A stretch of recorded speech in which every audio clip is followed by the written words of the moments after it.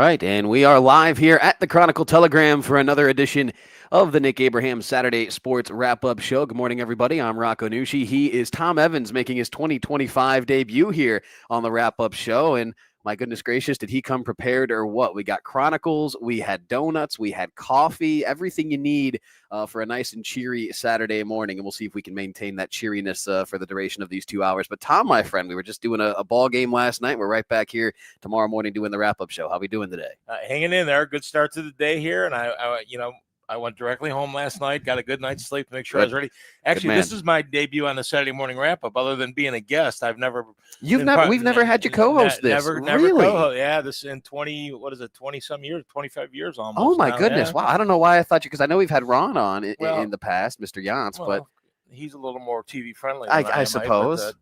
But wow, all right. So I was teasing it as if this was just like the season debut. This is the series debut. Rob for liked you. to talk to me over the phone. He didn't like me sitting next to him on Saturday morning. Yeah, you guys have enough time around each other, I think. So good deal. But no, awesome to be joined by you this morning, my friend. And thanks to everybody tuning in as we got a great lineup for you guys this morning. Cody Kea over at Clearview. He's waiting patiently here in the queue. He'll join us to kick things off this morning. You can see the rundown there on the left side of your screen, all the different head coaches that'll be joining us this morning. So before we get to those head coaches, Tom, why don't you start things off with our scoring recap from last night with our first set of games there on the screen? Yeah, the Cleveland Heights over Lorain last night, 48-6. Not so the new conference for Lorain isn't really working out from the Greater Cleveland Conference is an awful tough league, so they have a tough one last night. Columbia over Black River, 14-0.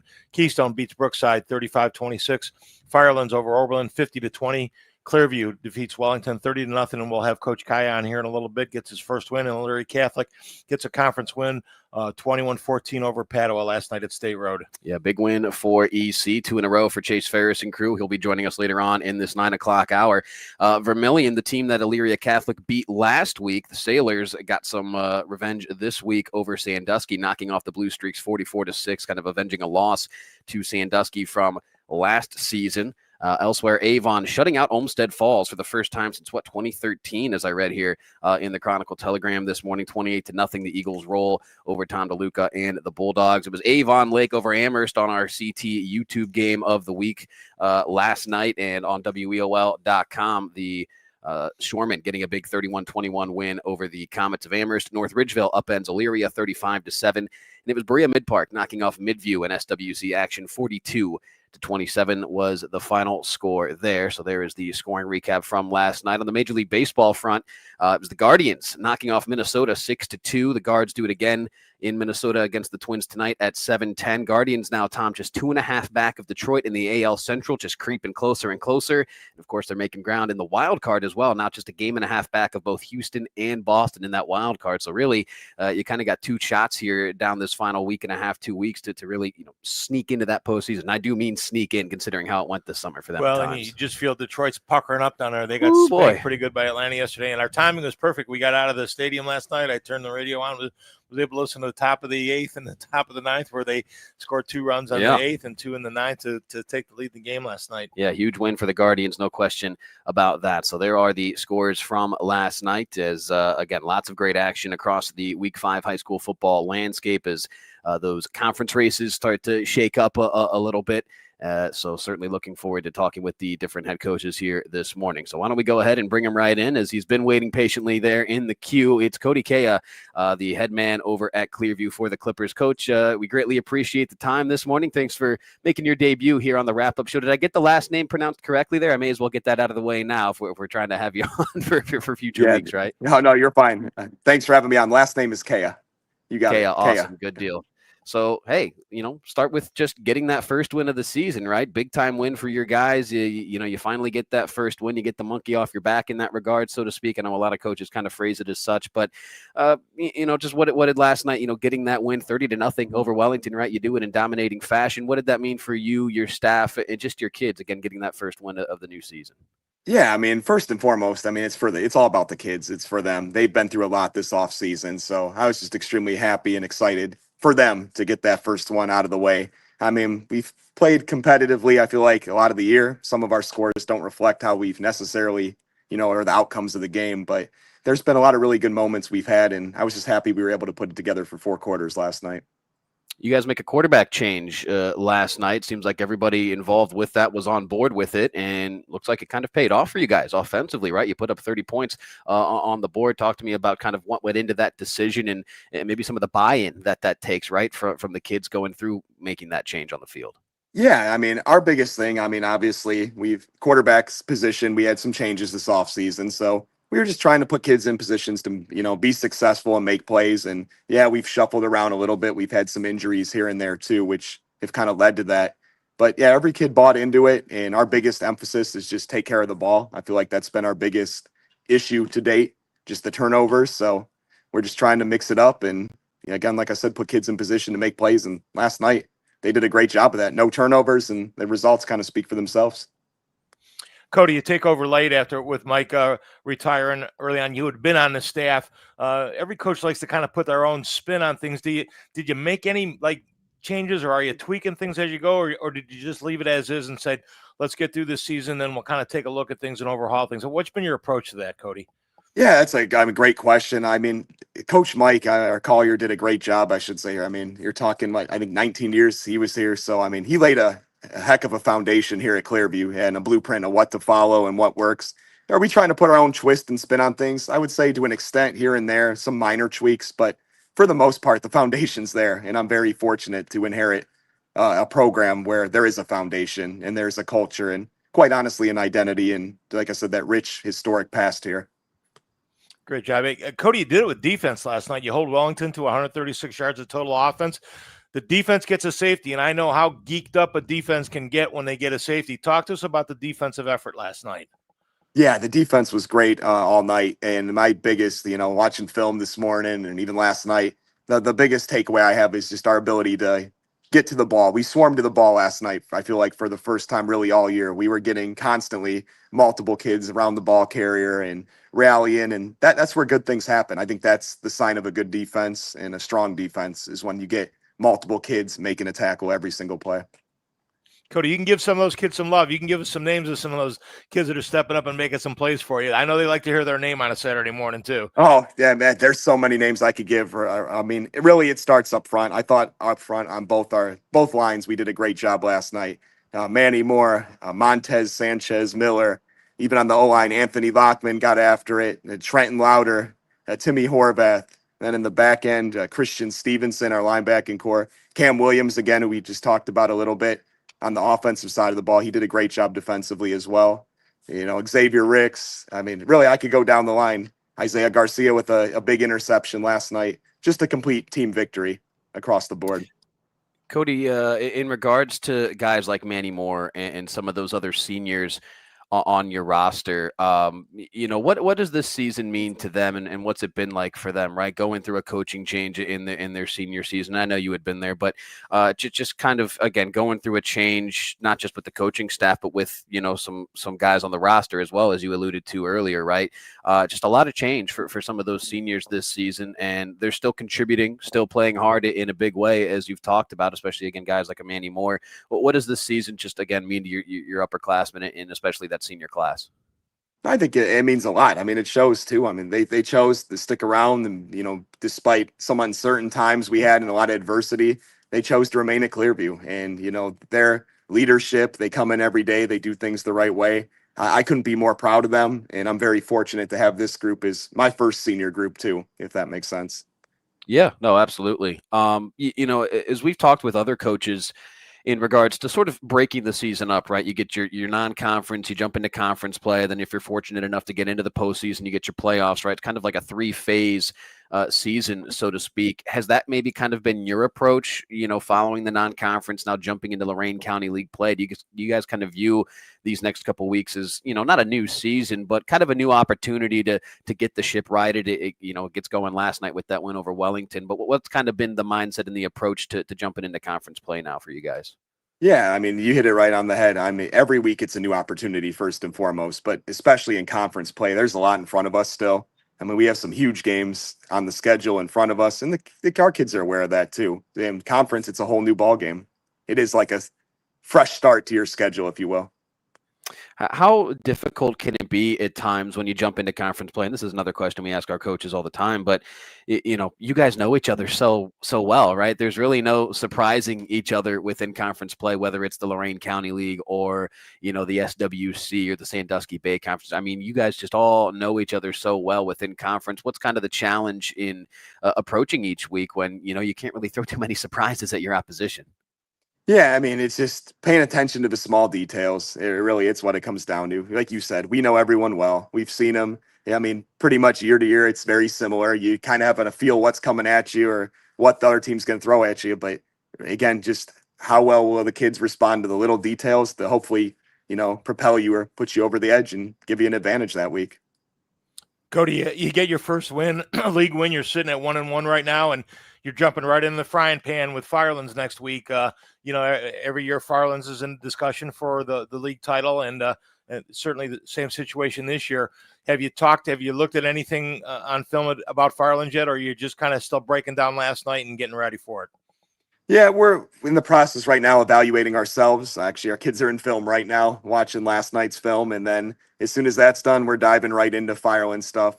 But a lot of our kids are familiar with, kids over there and really all the schools in the area. So we have an idea. They have an idea already what they're up against, who their go-tos are, all that good stuff. We're looking forward to the opportunity, though.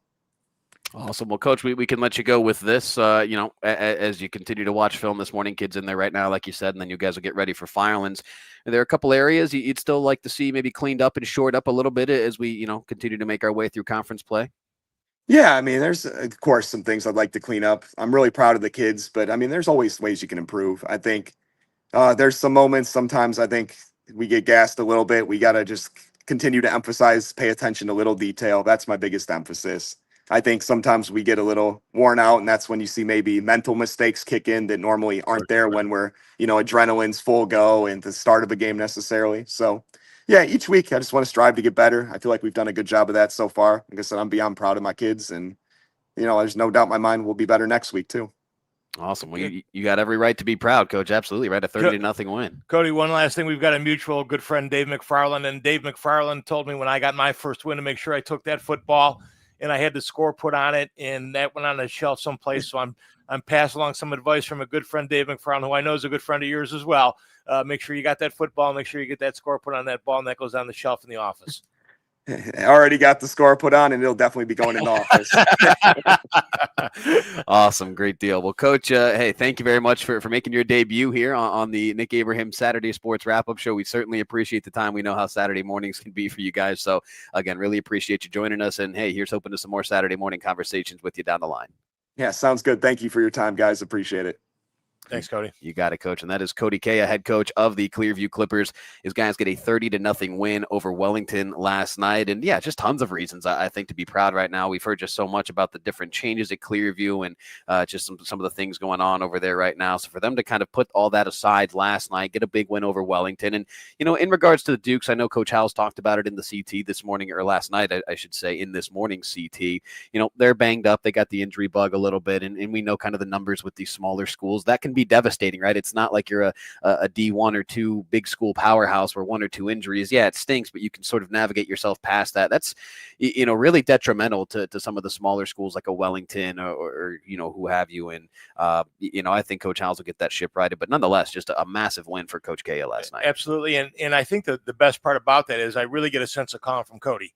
He knew what he was up against. He knew about the changes, and he's really kind of taken a very level-headed approach to that. You can tell that he loves those kids over there, and their play will reflect that. So the best of luck to Cody as he goes. And, going back to that small school stuff, your Coach Howells, losing one kid could be 3 positions for you. Yeah. Because very oftentimes at the smaller schools, they're playing offense, defense, and they're probably on a special team for you at some point in time as well. So those can be really dramatic, have a dramatic impact on you. Yeah, no question. So, again, big thanks to Coach Kaya for joining us here this morning. We greatly appreciate his time as he gets back into the film room with his guys, and they'll get ready for Firelands next week as they continue their march through the Lorain County Conference. All right, let's step aside, take a quick timeout, and I see him below in the queue already.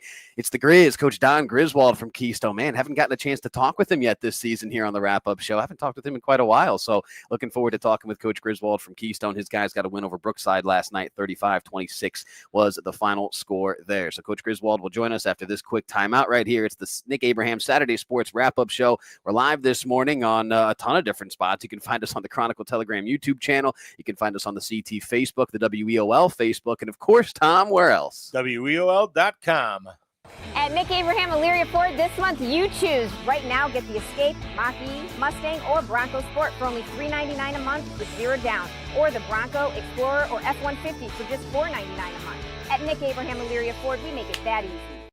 High school football in Lorain County is all about tradition, pride, and community, and that's what Stewart's Appliance is built on. For generations, Stewart's has been the family-owned appliance store you can count on for quality products and personal service. From refrigerators to washers, ovens to dishwashers, Stewart's has what you need to keep your home running. Proud to support Lorain County and proud to support high school sports. Stewart's Appliance, where community comes first. Hi, Tim Elkhorn, radio voice of the Cavs. For several years, you've heard me talk about Eco-Tree Services on WEOL. Recently, I needed trees removed, so of course, I contacted Eco-Tree. They did an incredible job. The folks at Eco-Tree were timely, efficient, and the work was flawless. Take it from me. When your trees need attention or even require removal, contact Eco-Tree Services. Like me, you'll love their work. Find Eco-Tree Services online at ecotreeservices.com. Lorain County has a story every day. Make sure you don't miss it. From breaking news and high school sports to schools, business, and community events, the Chronicle has it all. Stay connected to your neighbors and your home team with coverage that matters most to you. Don't just hear about Lorain County, know Lorain County. Subscribe today at chroniclet.com/subscribe and get the news that keeps you in the know. The Chronicle Telegram, Lorain County's largest newspaper. Back here on the Nick Abraham Saturday Sports Wrap-Up Show as we recap some Week 5 action here. Rocco, Nuosci, Tom Evans here with you on a Saturday morning. Big thanks to Coach Cody Kea over at Clearview for joining us this morning already. His guys got the first win of 2025, blanking Wellington last night, 30-0. The Clippers roll in that one. So I see him waiting patiently below, so why don't we bring him onto the stage right now. It's Don Griswold joining us, head coach of the Keystone Wildcats. His guys get a 35-26 win over Brookside last night, the final score there. Coach, an honor to be joined by you here this morning, my friend. It's been quite a while since we've had a Saturday morning conversation here, not because you guys haven't been winning, right? You get win number 3 last night, but just scheduling hasn't quite worked out. But got you on here this morning. Excited to talk with you. How we doing this morning, my friend? We're doing great. Thanks for having us on, guys. Yeah, sorry I couldn't be on last week. My son, my 7-year-old, is in flag football, and this would not be that environment is not conducive to this type of interview. So I apologize, and thanks for having me on a little earlier. But yeah, it's good, gentlemen. Gritty win last night against a pretty solid and physical Brookside team. Just like some of the other teams you've mentioned, some of the other schools have faced a boatload of adversity relative to injuries and the like. One point, we had 4 sophomores playing O-line for us. Wow. Sophomore quarterback who's getting better by the week, understanding the offense, and just playing a boatload of guys. So really solid team. Win last night. We're actually in the middle of a film session right now, or we're going to look at what we need to do better because we know the quality of play and the quality of our opponents is going to step up in the weeks ahead. Coach, you talk about some different guys having to step up, especially those underclassmen, right? I mean, 4 sophomores starting on the offensive line. That's certainly, not what you come across, every Friday night across our area. So, certainly we want to talk about the positives, right? You guys get the win last night, but I got to imagine there's some challenges, especially with that offensive line, right? When you're playing underclassmen up there, maybe guys are getting their very first taste of Friday night lights in conference varsity action, right? I'm sure that can be challenging, but also, I don't know, maybe a little exciting for you as a head coach to see what those guys can do when put under the spotlight. Yeah, no doubt. Yeah, we're blessed with a deep roster this year, and we're fairly young, and there's just a lot of opportunities, and those, we know in this game will pay off not only this year but in the years ahead. But yeah, we just see them as opportunities, and it's just a reality for schools our size. Thank goodness we're starting with a roster size of 52 instead of 35 to be able to fill those in.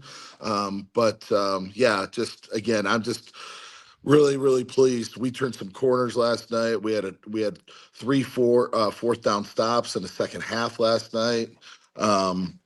Had some big plays out of some sophomores, and yeah, like I said, it's just very satisfying to go over there and get a gritty win, knowing that we haven't played our best football yet.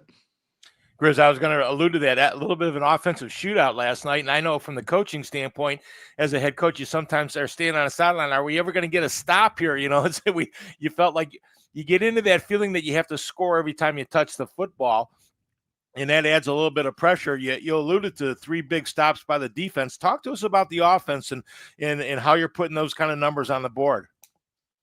Yeah, again, we are blessed with depth at our skill positions, and we have a style of offense that quarterback has 4 options on a lot of plays. And Colt was really seeing those options last night in Game 5 of his sophomore season, delivering the ball on time to the right targets, and yeah, we were able to get things going and keep them going as the game went on. We gave up an unfortunate pick 6, and we gave up a kickoff return for a touchdown. Again, we'll square those things up, but played pretty well defensively last night. Again, it was a lot of guys. We rotate in and out on both sides of the ball, and we probably played 20 guys on offense last night, and probably. Wow. 17 on defense. So it's it's a lot to look forward to, a lot to be optimistic for. Coach, you talk about the physicality. Brookside's going to punch you in the mouth when you get off the bus, but so are a lot of teams in the LC8. And when you're playing sophomores, sometimes that first time they take a punch, they're still trying to figure some things out. Talk to us about bringing some, especially for sophomores on an offensive line, where you got to be physical, into a situation where you're going to play a physical team in Brookside. And I know next week you got another physical team that's just they're going to punch you in the mouth when you get off the bus over there too. Talk to us about getting them ready to play in those situations. Yeah, we've got a lot of peer-to-peer leadership on this team, and thank goodness we have a lot of upperclassmen who have played some really meaningful snaps late in the season the last couple of years. So it's one thing to hear it from me, but it's really it's more important to hear it from their fellow teammates, to encourage them, to coach them, to correct them. So it's really about, yes, for sure. When you're out there, Friday Night Lights as a sophomore or as a junior coming off an injury is another level. But thank goodness we've got a lot of awesome leadership on our team that it just helps calm those guys and kind of reiterate, like, hey, this is going to happen, right? This is part of the process. Welcome to Friday nights. And again, we're really pleased with both the leadership side and then how quickly our underclassmen are growing into their new roles. I want to stick with the theme here, Coach. And again, Don Griswold, head coach from Keystone, joins us here this morning on the wrap-up show. Sticking with kind of the theme of the underclassmen, the sophomores, your quarterback, Colt Cowling, saw a lot of him last year for Coach Holzhauer's basketball team over there, right? Heck of a basketball player. Coming to find out he's a heck of a football player as well for you guys, right? What have you seen from that young man as your signal caller this season? Yeah, it's funny, Rocco, because I got asked a lot who our starting quarterback was going to be, and I said Colt Cowling, and they said, "Oh, the basketball player?" I go, "Well, you haven't seen him play football yet," and he was also on a state qualifying 4x2 relay team last year in track. Right. So yeah, he's way more than a basketball player or a football player for that matter. But yeah, I mean, it's tough, man. Colt's a great athlete, and he's had a lot of success throughout his life. And then, boom, you're a sophomore, operating a pretty intricate offense where you get options and you have to make decisions quickly. So just letting him go through those game reps, there's only one way to really learn how to play quarterback, and that's to play quarterback on a Friday night. I mean, as Browns fans, we have witnessed some terrible quarterback coaching and quarterback play over the years. So Cole is right on schedule. He continues to get better every week.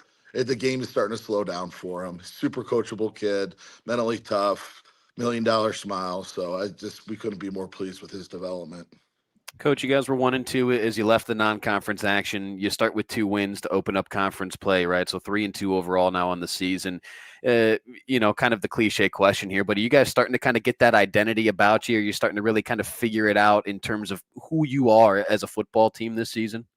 Yeah, for sure. We 100%. Nick Saban is known for a lot of quotes and a lot of analogies, and he's got one about show dogs and hunting dogs. And we started off as a bunch of really talented, athletic show dogs, and we're starting to make them some hunting dogs out of them. And we certainly saw that emerge last night. Just love the grittiness and physicality that we played with. And if we get more hunting dogs on this team as the weeks go on, I really like our chances in these high quality LC8 matchups late in the season.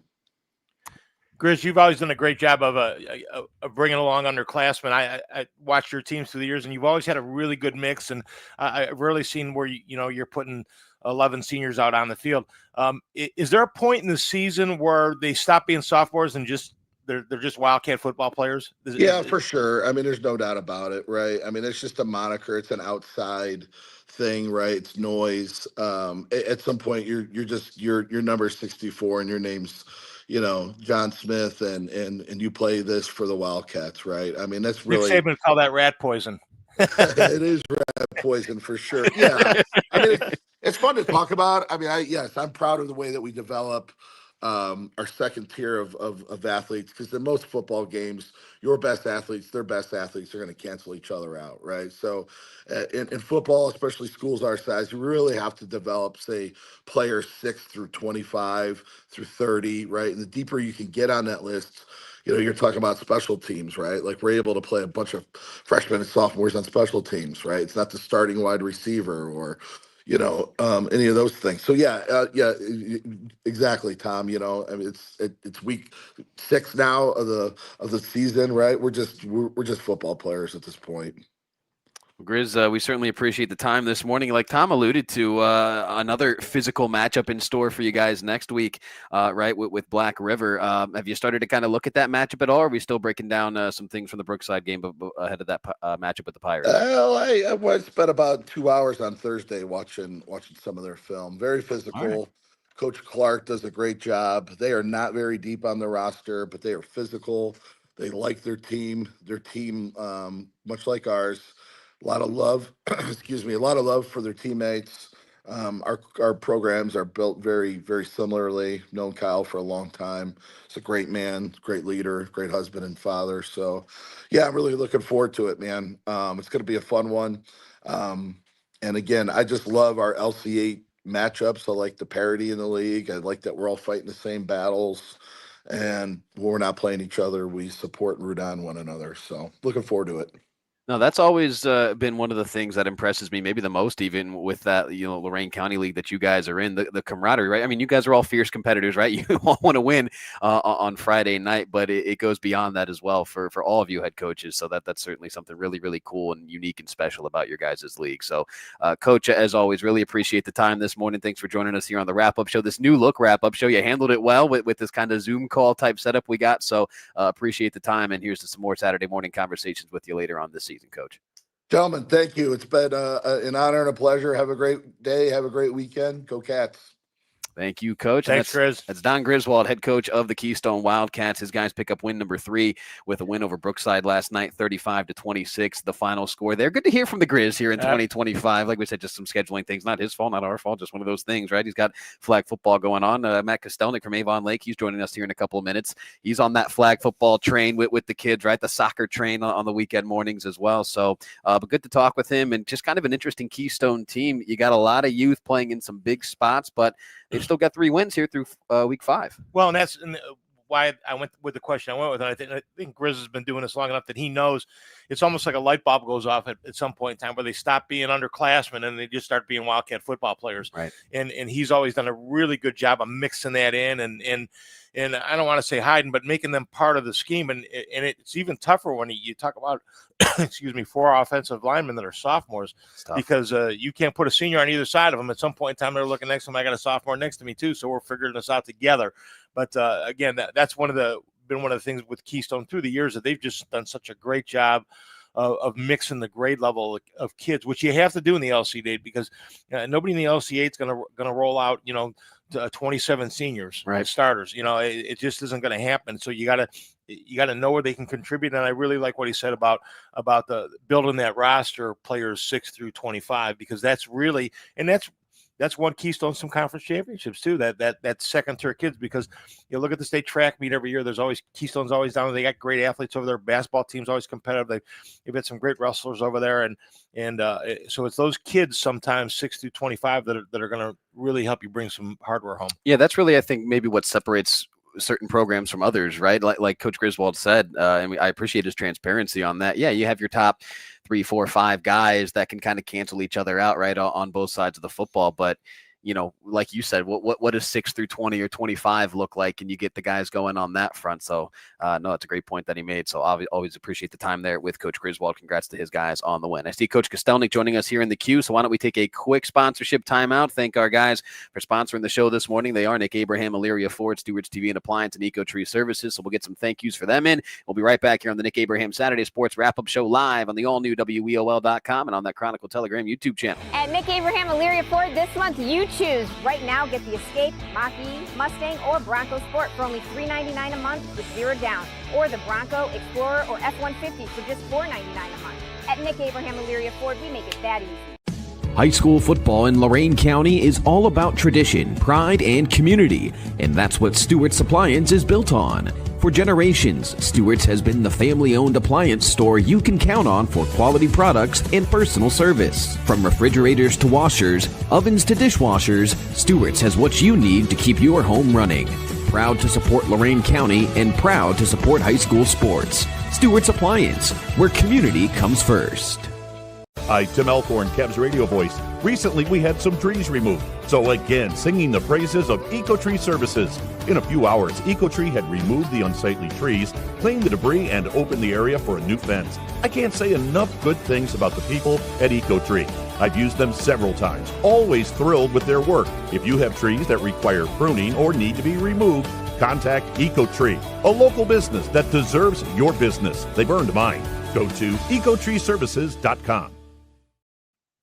Back here on the Nick Abraham Saturday Sports Wrap-Up Show. Rocco, Nuosci, Tom Evans here with you on this Saturday morning. Again, big thanks to our sponsors, Nick Abraham, Elyria Ford, Stewart's TV and Appliance, and Eco Tree Services, your complete tree care company. So our Chronicle Telegram YouTube channel game of the week last night, and also on WEOL.com, it was Avon Lake over Amherst, 31-21, the final score there.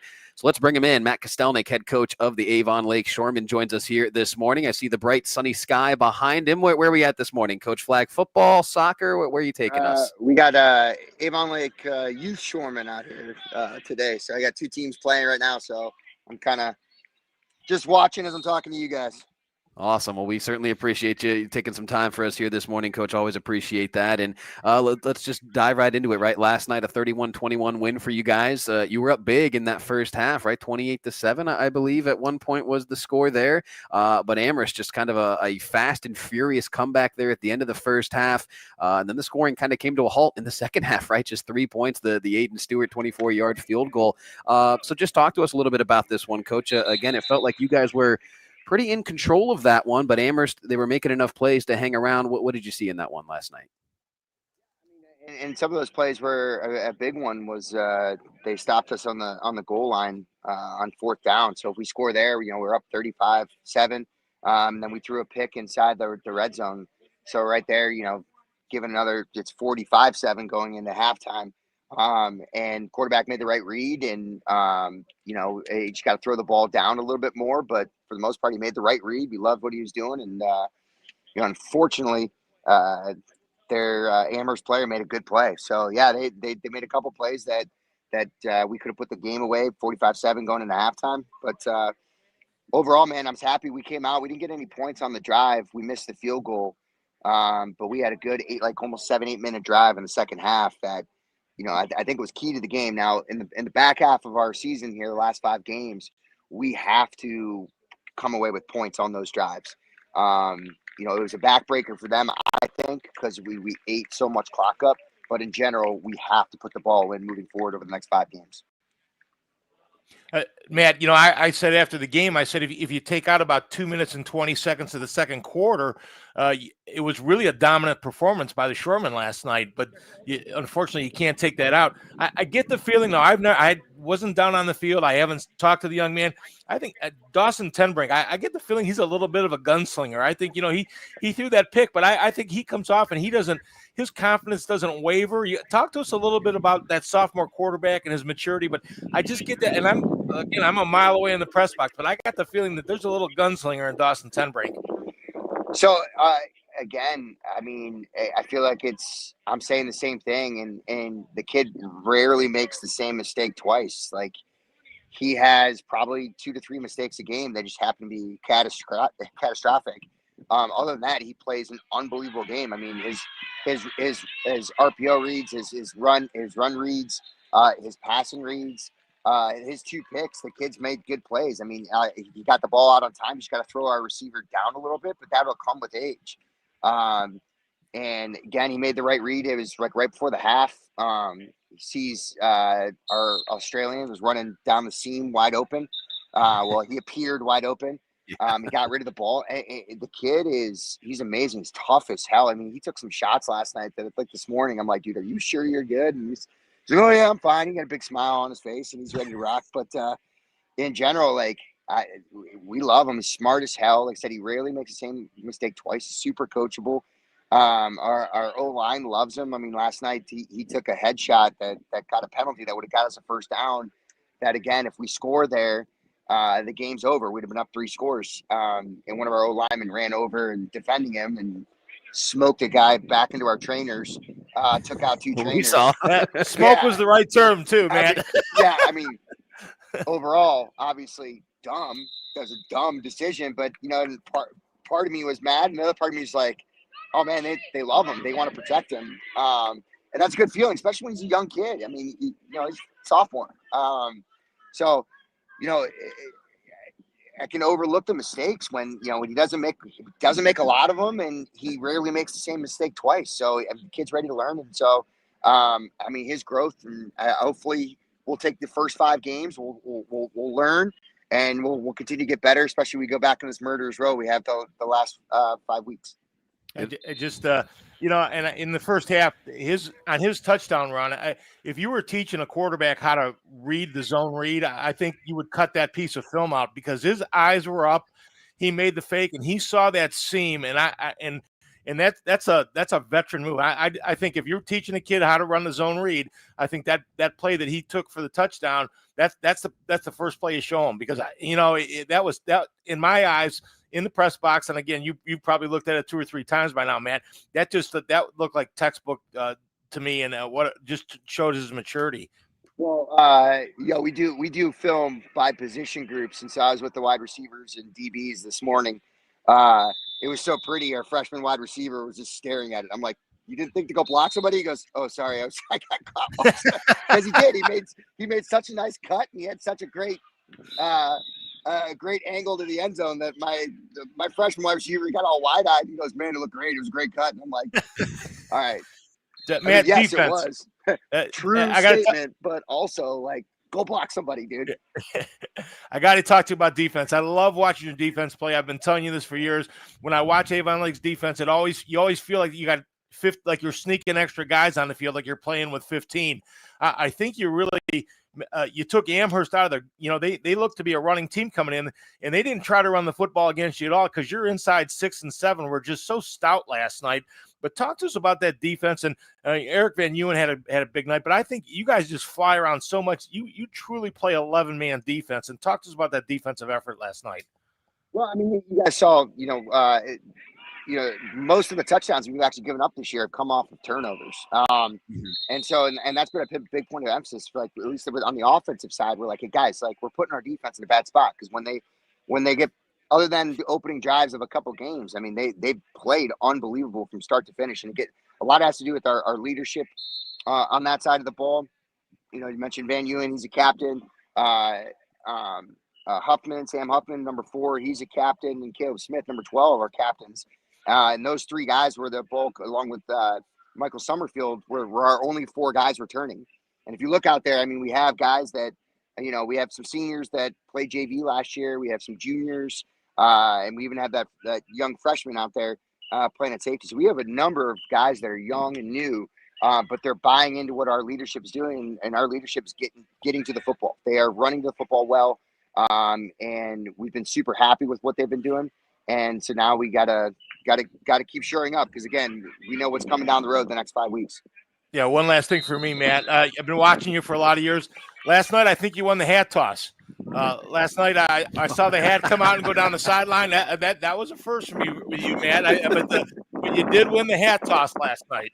Oh man, I haven't checked my email inbox. I'm sure something good. My own father coming up the field, he goes, "What the hell you throw your hat for?" It's one of those things where we were calling for a player, and he was right behind me, and then he wasn't. Then he was all the way down the side, and then he goes to start running onto the field. But by that time, we were about to break the huddle, so I didn't want, I didn't want us to get a dumb penalty there. So I threw my hat to like get his attention because he wasn't hearing me, and then my over the top. I grabbed him afterwards. I'm like, "Hey, I think that was a little overreaction, buddy. I'm sorry, but like, you need to stay right behind me. Like when we need you, we need you." So anyway, hopefully he'll learn from it, and I'll learn from it, and we'll be better off. Oh, you got him back in, and I think he had some big runs for you down the stretch too. So that was clear. So. No, that's fine. Well, we mentioned it on the broadcast, right? I mean, coaches, that you got to be ready for when they want to put you in, because if you're not, they may not look for you, that much more often. But no, good deal. Well, Coach, certainly appreciate the time this morning. Congratulations on the win last night. 2 in a row now for you, right? You started 0-3, 2-0 now in conference play. So certainly getting things righted over there at Avon Lake. So again, appreciate the time this morning. Congrats on the win, and looking forward to some more Saturday morning talks with you down the line. Thanks again, Coach. I appreciate it, guys. Thank you. You got it. That is Matt Kostelnik, head coach of the Avon Lake Shoremen, kind enough to spend some time with us here this morning. Why don't we step aside, take another quick timeout? I see Chase Ferris, head coach from Elyria Catholic. Speaking of winning streaks, they've got 2 in a row, right, with a big win over Padua last night. It was 10-1 in the picket line. Our folks going with Padua. There was one lone Panther pick in that CT picket line. It was right here. It was Rocco, right here.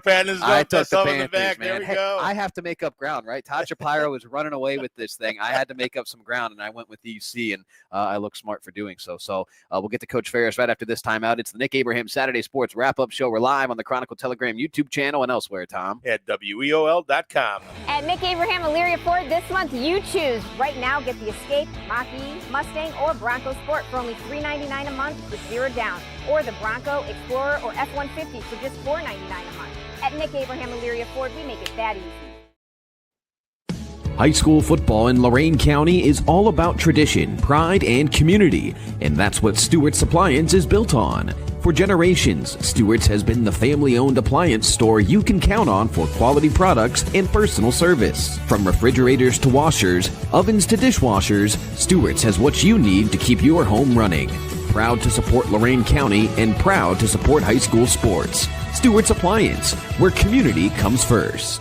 Hi, Tim Elkhorn, Cavs radio voice. Recently, we had some trees removed. So again, singing the praises of EcoTree Services. In a few hours, EcoTree had removed the unsightly trees, cleaned the debris, and opened the area for a new fence. I can't say enough good things about the people at EcoTree.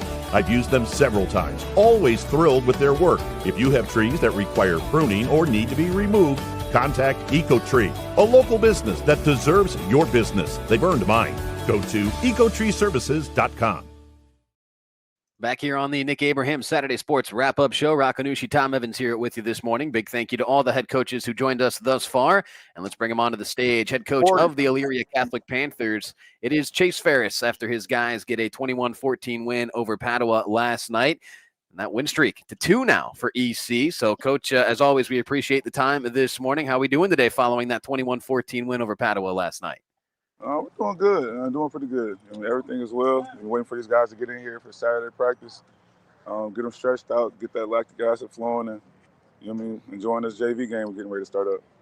Fantastic. Well, Coach, let's talk about last night's game, right? One that you guys score 14 points in that fourth quarter to come back and knock off Padua. They take the lead, or extend their lead, I should say, with a block punt that ends up going for a touchdown. And those can be very back-breaking plays physically and mentally, especially for a high school team, right? But you guys were able to kind of weather the storm there and come back for the victory. What does that say just maybe about the mental toughness for you, your staff, your kids, to be able to kind of see that, deal with that, put it behind them, and then continue to make plays and enough plays to get the win?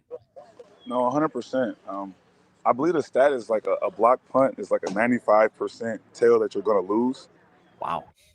I think it's a stat, something like that. I know Kerry Combs used to always tell us when we were at Ohio State. But then to have it for a touchdown, you're pretty much guaranteed, not to get that W.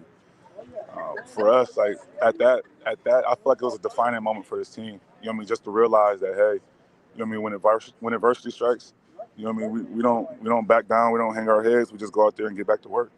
And that's what they did. We went out there right after that. Offense drove down, scored a touchdown, we tied it up. Well, went to tie it up, got a field goal block, and they still didn't hang their heads. Went back out there again. We ended up getting an interception. It was 13-14 with like 3 minutes and some change left.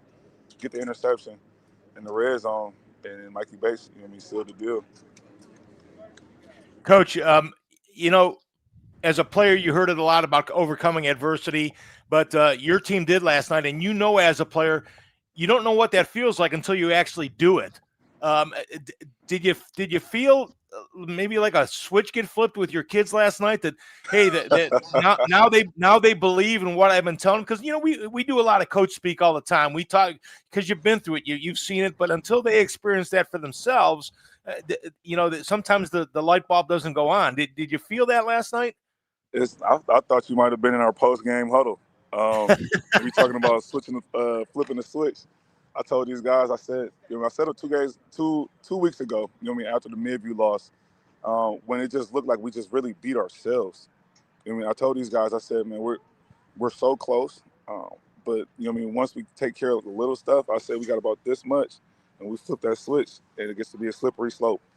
A team that plays together, they play hard, doesn't hang their hat.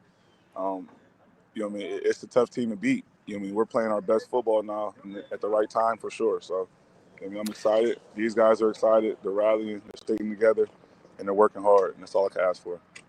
Coach, looks like it's still kind of a next man up mentality right now at your quarterback spot, right? I know last week against Vermillion, Ben Essenmacher came in. What a job he did, by the way. Big shout out to Ben and what he was able to do in that win against Vermillion. But more of the same for last night. Looks like Jazir Terry took some snaps for you guys under center as well. Talk to us about that, having to go through a quarterback change halfway through the season. And despite that, you've picked up 2 wins in the process. I'm sure you're very pleased with the guys that have stepped in at quarterback for you these past 2 weeks. Oh, 100%. These guys want to win. These guys, are doing everything they can to make sure that we have, everything we need. When we get to the game, it is what it is. I told these guys, I said, listen, no matter what, what happens, as long as we play hard and the effort stays continuously high, I said, let the chips fall where they may. This is a group of guys that are hungry. They've heard the chirping. They know that it's really just us. I tell them every day. I said, the people in this room believe. Everyone else, who knows? Like you said, it was a 10-1 pick last night. Smart guy. Coach, talk to us a little bit about some of the individuals. I love the Merrill kid. I love his motor. He blocks 2 kicks for you last night. I got a feeling that he's one of those kids that everybody else kind of draws energy from. But talk to us about some of the individuals and some of the efforts that we're getting from the kids. Like you said, Trent Merrill, but on the other side, you got Kylan Connors, who has been playing lights out these last couple games and is continuing to get better and better. You got Zion, playing not on offense but on defense too now. He's rolling. You got Jazir starting at safety and over at quarterback. You got Ben stepping in. He's. I think. He's been doing his thing as well. But then you still got guys like Mikey Bates. You got the young guy. Joel's Martin. I think he had 2 interceptions last night. Wow. Had an big interception in the red zone last week against Vermillion. Mm-hmm. We got Corey Armelin on the other side. When he came back from from injury in these last 2 games, you can tell it's been a major difference. So, having all these guys, you still got Connor T, who's been a staple in the offense, knowing everything. And now even stepping over, between D-line, safeties, everywhere. Punter, wide receiver. Like, we realize that we realize that we have, our numbers aren't the biggest. We got about 60 guys throughout the entire program, but we know that, our best players have to play. And there's nothing else you can say about that.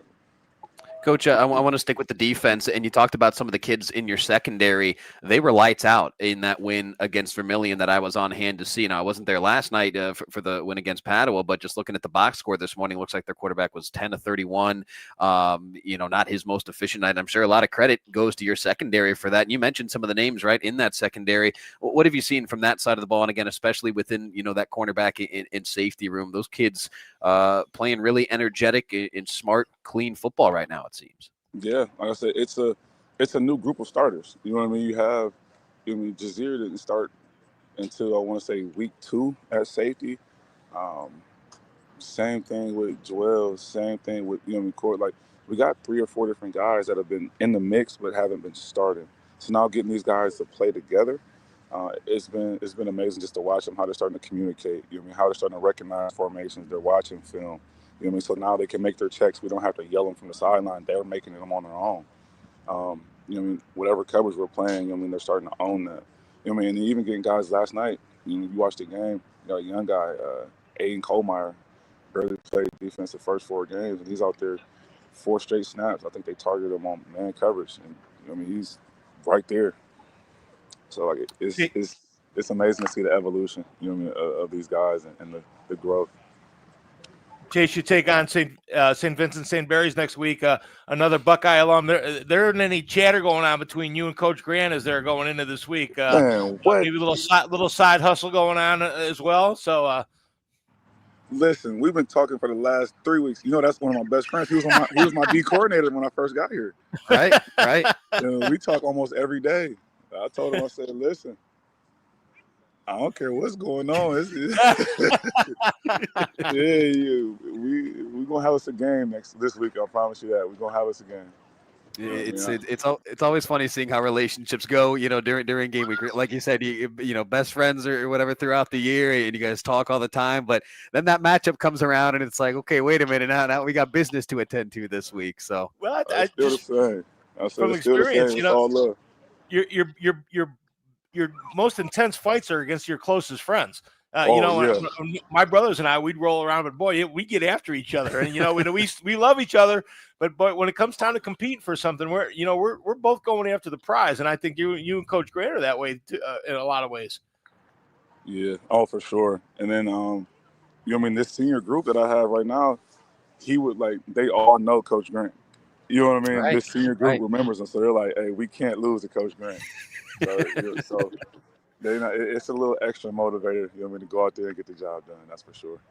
Understood. Well, Coach, we'll let you get back to it, but thank you very much as always for the time this morning. Great conversation with you. Congratulations on the win again last night over Padua, 2 in a row now for you guys, and you'll look to keep it rolling next week against St. Vincent St. Mary. So thank you again, Coach, and here's to some more Saturday morning talks with you down the line. All right, now appreciate you. Thanks, You Chase. got it. It's Chase Ferris, head coach of the Elyria Catholic Panthers. Again, 21-14. His guy is a winner over Padua last night as they get ready for St. Vincent St. Mary. As he mentioned, Coach Lorain Grant down there at St. V. He was his defensive coordinator at EC when Chase initially took that job. Duran, now the head coach down there at St. Vincent St. Mary. He's a Buckeye, had a short stint in the National Football League as well. So certainly a guy that knows what he's doing down there in Akron. So that should be a good matchup between the Catholic schools next week, right? EC and St. Vincent St. Mary. So looking forward to that one. That's one of those ones you have to be careful of because that's those. You want it to be about the kids, and sometimes you're such a good friend with the coach that the intensity really ramps itself up. So you got to kind of, as a coach, almost got to kind of keep yourself even keel for the kids' sake. Right. Yeah. So absolutely. A big thanks to Coach Ferris for joining us. As I think, right, if I had my text lined up correctly this morning, should be Mike Rice joining us here in a couple of minutes from the Columbia Raiders. His guys Stay perfect. The last undefeated team left in our Lorain County coverage area. Columbia 14-0 winners over Black River last night. There he is down there in the queue. So why don't we get a quick thank you from our sponsors? And when we come back, we'll be joined by Mike Rice, head coach of the Columbia Raiders. Again, they stay perfect with a 14-0 win over Black River last night. It is the Nick Abraham Saturday Sports Wrap-Up Show. We're live here on the Chronicle Telegram YouTube channel and elsewhere, Tom. At WEOL.com. At Nick Abraham Elyria Ford this month, you choose. Right now, get the Escape, Mach-E, Mustang, or Bronco Sport for only $399 a month with 0 down, or the Bronco, Explorer, or F-150 for just $499 a month. At Nick Abraham Elyria Ford, we make it that easy. High school football in Lorain County is all about tradition, pride, and community, and that's what Stewart's Appliance is built on. For generations, Stewart's has been the family-owned appliance store you can count on for quality products and personal service. From refrigerators to washers, ovens to dishwashers, Stewart's has what you need to keep your home running. Proud to support Lorain County and proud to support high school sports. Stewart's Appliance, where community comes first. Hi, Tim Elkhorn, radio voice of the Cavs. For several years, you've heard me talk about EcoTree Services on WEOL. Recently, I needed trees removed, so of course, I contacted EcoTree. They did an incredible job. The folks at EcoTree were timely, efficient, and the work was flawless. Take it from me. When your trees need attention or even require removal, contact EcoTree Services. Like me, you'll love their work.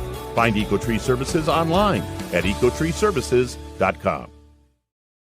Back here on the Nick Abraham Saturday Sports Wrap-Up Show, Rocco, Nuosci, Tom Evans here with you. Big thanks to all the head coaches who have joined us thus far. And again, big thank you to our sponsors, Nick Abraham, Elyria Ford, Stewart's TV and Appliance, and our friends over at EcoTree Services. So we'll round out the 9 o'clock hour here with one of our favorite guests, Mike Rice of the Columbia Raiders. His guys stay perfect, 5-0 now on the season, 2-0 in conference play with a 14-0 win over Black River last night. So, Coach, first and foremost, as always, we appreciate the time. And I guess if you would have told me earlier in the week that it would be a 14-0 game between you and Black River, I would say, yeah, that sounds about right in terms of a nice, close, physical battle between the Raiders and the Pirates. And it seems to be how it played out last night for you guys. So just some initial thoughts from you after that win last night, Coach. Yeah, thanks for having me. And I'm glad I can be a favorite. You guys are some of my favorite people too. So, but yeah, we listen. We knew we talked all week about how it was going to be a physical battle, and we know what Black River year in and year out is a team that no matter, you could throw the records out. Go two years ago, we're 9-0 and they beat us in week 10. And so we knew we were going to get out of them. They're a well-coached team. They got tough kids and that play a good brand of football, and one that we respect. And it was everything you'd expect last night. It was we were fortunate to get out to an early lead, but then it was just it felt like every yard had to be earned. Everybody had to do their job. Everybody had to give everything they had, and it was a great football game. I love this. I loved being a part of it. It was a fun game on both sides. So, Mike, I'm going to circle back around to the offense, but I got to talk defense with you first. Your third shutout of the year. You've given up 6 points in the last 3 games. As a former defensive guy, I love that kind of football. Some people want to come and see 50 points on the scoreboard every Friday night. I love when teams come out and play great defense, and it really looks like the Raiders are playing some great team defense. Talk to us about that a little bit. Yeah, me too. I love that type of football too, and it deserves to be talked about first. These Coach Bucher is just doing such a great job preparing these guys, and it's all levels, and it's we faced some adversity with Logan being out, not only at quarterback, but he was a leader on the back end of that defense, and we've got other guys stepping up, and Carter Dooley with 2 amazing interceptions last night that. The first one maybe was the greatest interception I've ever seen in 26 years of coaching high school football. It was quite an interception. So we're getting big plays out of these kids, and and great play from our linebackers and front, which is stopping the run, which is number one of what we talk about doing. And when you're getting good run defense and putting them in third and long situations, good things can happen. And we're doing a good job of doing that. Mike, first of all, don't drop the whole 26 years of doing this out there on me, because I just sat here and I just aged another 15 years because I remember when you were a high school athlete. Okay, so that kind of stuff's just a kick in the shorts for me, Mike. Mike, talk to me about the defensive scheme a little bit. You changed the offense over there. We understand that. But talk to me about the defense. Did you make some tweaks to that defensive scheme that you'd been running over at Columbia? And what were those? And talk to me about your defensive philosophy. Yeah, so my last year as the defensive coordinator, before I was hired as the head coach, Coach Booker came over to us and joined our staff, and we had a year to kind of work together. He worked with me on the defensive side, and I knew he was super smart, and he had been a coordinator at Midview and coached at Olmsted Falls, and so it was a great transition for him to take over, and I fully trusted him. But he's brought a whole new kind of dimension to the defense. For us, a lot of it starts kind of on the back end, and then making sure everything fits up front with the back end. He's and then Coach Durante is switched over to coaching the defensive backs, and he's doing such a great job with those guys. And but scheme wise, we've kind of meshed our two worlds, and it's really working out. And Coach Booker, he's really the guy running it all and doing such a great job. Coach, we've talked about that physical, defensive-minded brand of football. Obviously, like you said, you're a fan of that. Tom's a big fan of that. Certainly, I enjoy seeing that kind of action on a Friday night in today's era of the old, Western shootouts where it's 50-40 or what have you. What kind of both physical and mental toughness does that take from your kids to be able to play that kind of football for a full 10-week season, right? It's one thing when I don't want to say loosey goosey, but you're flying around, it's high scoring action, this or that, but it feels maybe a little bit different when kids have to really lock in, slow things down, be gritty, be physical, and to play that consistently for 10 weeks. What does that take from a group of high school athletes? Yeah, it's hard. We were actually, and I apologize for being a little late, but we were just talking before I came on here in our film about that very thing. Like, sometimes it's hard for kids to take a 3 and 4 yard gain and feel good about it, and that physical brand is somewhat of a mindset. So that's the first thing. We have to be satisfied with positive after positive that might not be huge chunks especially offensively, and giving up a play, that they practice too, they're coached well, so on defense sometimes they're going to get a play, but just move on to the next play. And so I think our kids are doing such a good job of that. And then the other thing, which I think is super important, is just that selflessness, especially on offense with the way we run our offense. It could be anybody on a given night, and it could be a little bit of everybody, and nobody's too greedy to want the ball too much, and everybody's blocking, and that's what it takes to do what we're doing and run the offense that we're running, and a quarterback that's willing to give the ball up when he needs to, and make the right decisions and put us in the right situations. And we've got guys doing that, and that's what's, I think, leading to our success. Mike, I got to ask you, I heard you had a special pregame speech from the superintendent last night. What kind of extra juice does that put in it? Yeah, it was anytime you could change it up a little bit, I think is good. And he had some juices flowing, and he had something to say, and who am I to step in and say no to that? Mike, I wanted to circle back around in the offense. You're in your second year of the option. I was over at Heights, and I watched Al run the option for a lot of years, and that's an offense that what did they say? And Remember the Titans, it's kind of like Novocaine. It takes a little bit of time to sink in, but when it does, it's really effective. How do you feel in that process right now? In an offshoot today, it looks like Xavier had another big night with 117 yards. But talk to us about the progress of that option offense for you. Yeah, it's progressing, and I think it's kind of a hard question. Like I feel like we as a coaching staff are way further advanced. I felt like coming into this year we were further advanced, but we are dealing with new high school kids, and so at the beginning of the year we have to be careful and we have to not progress too fast and know that, we had a lot of new linemen in there this year. So, we have to be careful about how much we progress and doing it too fast, but we feel really good about where we're at. Obviously, having Wesley play quarterback has it kind of goes back to, we have to again be careful not to put too much on his plate and make sure we're using the plays and using the things that are best for his skill set. And so it's a constant evolution of what we're doing, but we feel good about where we're at and where we're moving to.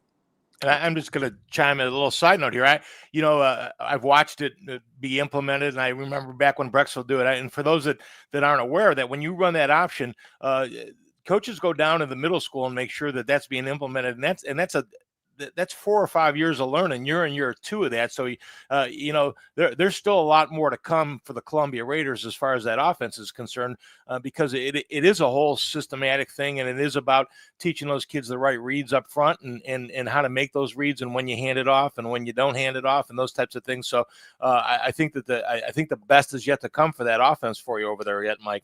Well, I appreciate that. Our middle school is doing a good job. They're running it as well, and we're excited about the future for sure.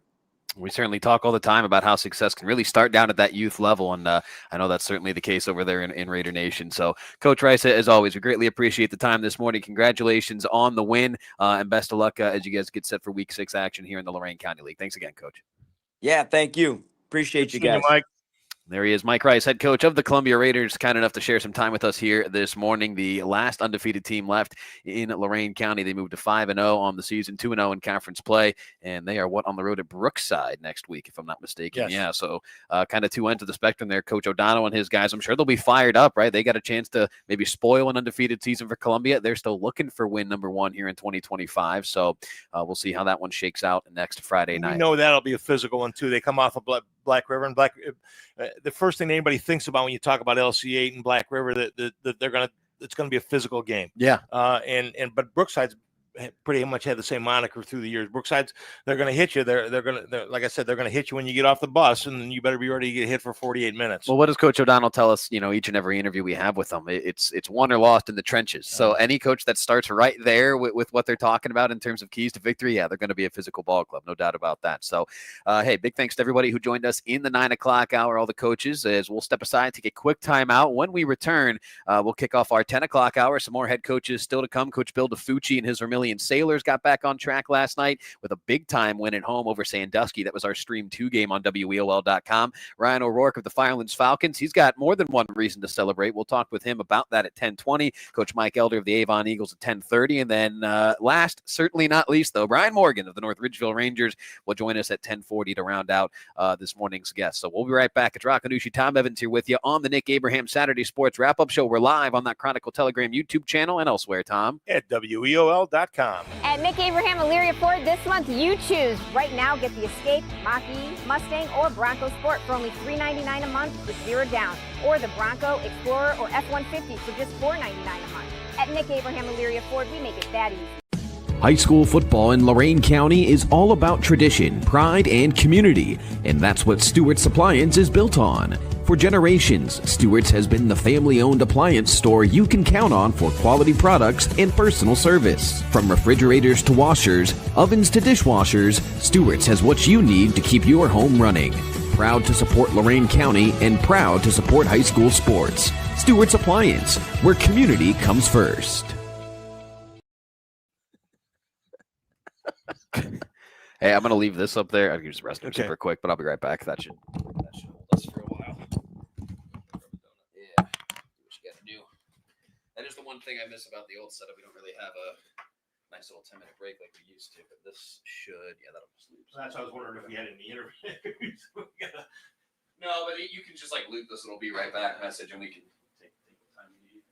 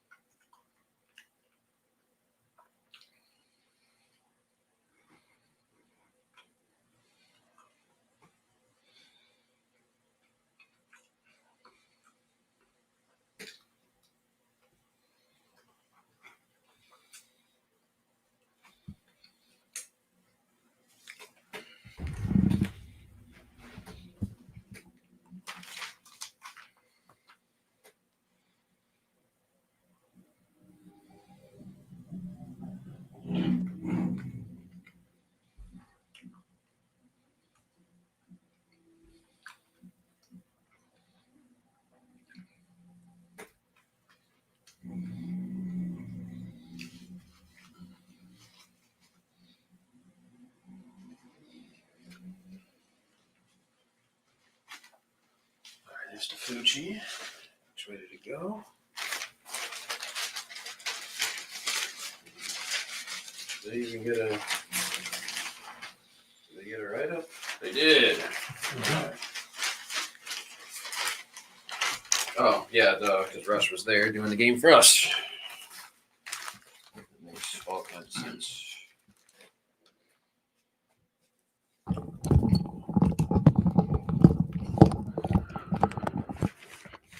All right. You all set? Let's go. All right. Back here on the Nick Abraham Saturday Sports Wrap-Up Show after the top of the hour timeout. Rocco, Nuosci, Tom Evans here with you this morning. Jared Kozar in the house floating around the CT somewhere. We got the Apple Festival here in downtown Elyria. So we got the WEOL and Chronicle Telegram booth out there on the square. So make sure you stop out, say hello to our guys and girls out there. Is certainly very festive here in downtown Elyria this weekend, as it always is for the Apple Festival. Are you going to be partaking in that, my friend, after we're done? I had orders from the boss to bring lunch home, and I see Jared came over and knew that there were going to be donuts here, so quickly went to the donut box. So the morning is going as planned. When it comes to the nourishment, I think you and Jared are about as veteran savvy as it gets on that front. You know where to be, where to go to find the goods, right? So it's great stuff. It's great stuff. We'll keep things rolling here this morning and welcome onto the stage Bill DeFucci, head coach of the Vermilion Sailors. His guys roll, and I do mean roll, to a big-time victory last night at home against Sandusky. 44-6 was the final score there. Ron Yance, Mike Rush, and Nick Hershey had the call for you here on the WEOL streaming network on our Stream 2 matchup. So,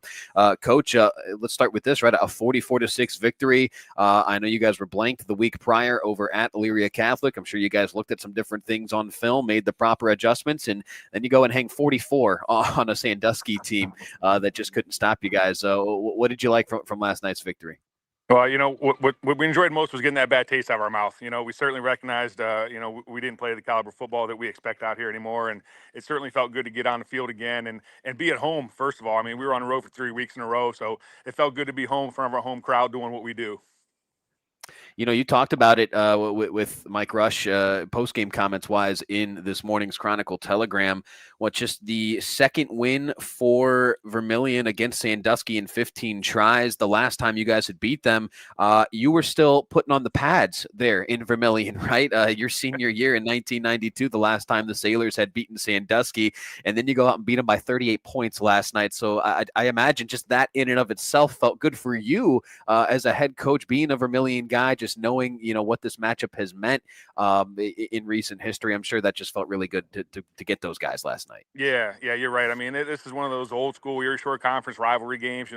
We played them. This is the 15th time, and you're right. It's always fun to see a common foe across the field that I played against when I was here, and I'd come out on the right side of it again was great.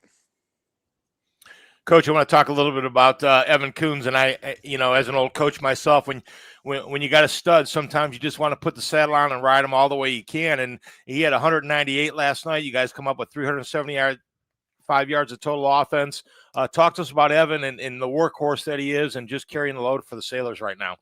Yeah, you're right. I mean, he's a special type of back. I mean, he's patient. He's got great explosion, and the line did a fantastic job of getting to their assignments and giving him a crease. And sometimes a crease is all you need. Our receivers did a great job. We were just in film here earlier this morning, just complimenting the effort of turning a big gain into touchdowns because of the 10 guys on the field doing their assignment, so that Evan can have pay dirt.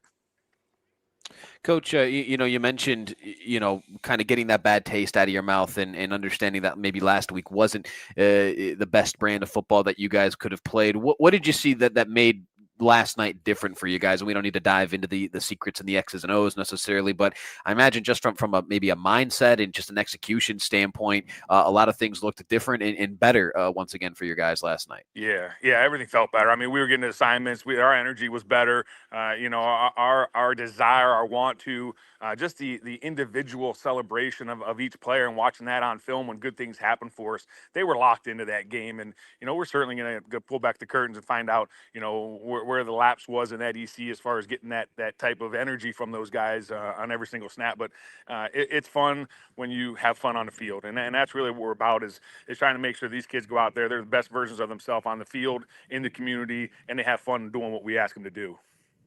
Coaches talk about this all the time, but body language, right? You kind of just alluded to it there with your answer. Players celebrating each other on individual successes in last night's game. Just how big of a factor can something as simple as body language be throughout the course of a tight physical Friday night ball game? It's huge. Not only does the body language speak to us as coaches and our other teammates, but it also speaks to the opposing team. And when you're out there executing at a high level, you're having success and you're having fun, and the opponent sees that, they know they're in for a long night. Coach, bear with me here for a second, but I'm going to get on my pedestal a little bit. I use Vermilion as a little bit of a platform. I know that the playoffs went from 16 teams to 12, and I use Vermilion as the example that if it were 12 teams last year, you guys would not have had a home game. I said last year for that home game, we were there for that. That was one of the greatest settings for high school football. If you want to carve out a picture of high school football in America, last year when you guys took on River Valley, that was it. The fans came out. It was a great setting over there. You guys had a great football game over there. Talk to us about playing at home and the community support that you get over at Vermilion. Yeah, it's phenomenal, and we talk about that culture out here, and we talk about the support and not being X's and O's and coaches and players. I mean, the fans and the stadium and the stands were electric. I mean, it's so fun, and it's such a great experience for these boys to turn back in between plays, because I tell them not to watch when their game's on, but to turn back and just see people in the stands and hear the positive comments and the belief and the buy-in. And you're right. I mean, to piggyback off of the success from last year and just to have that atmosphere around this program, I mean, it is absolutely helped springboard this program into the right direction. And just about, you saw the lean years over at Vermilion, and now that you've turned things around, and just to say that, there was a time when the stands weren't packed, but boy, when you got it going over there, everybody, it's one of those things where you can say, we say tongue in cheek, but you could drive down the street and you can rob any store in Vermilion because everybody's at the game on a Friday night. Yeah, and we've being players and coaches now, that's the atmosphere you want in the community that you're either watching it in or you're coaching it in or you're playing in. You want that Friday Friday night lights mentality that high school football in Ohio is special. I mean, it's one of the top states in the country for high school football. So to have a community transition like it has and to buy in and support these kids in a positive way, I mean, you're right. That atmosphere on a Friday night in Ohio under the lights it's pretty spectacular.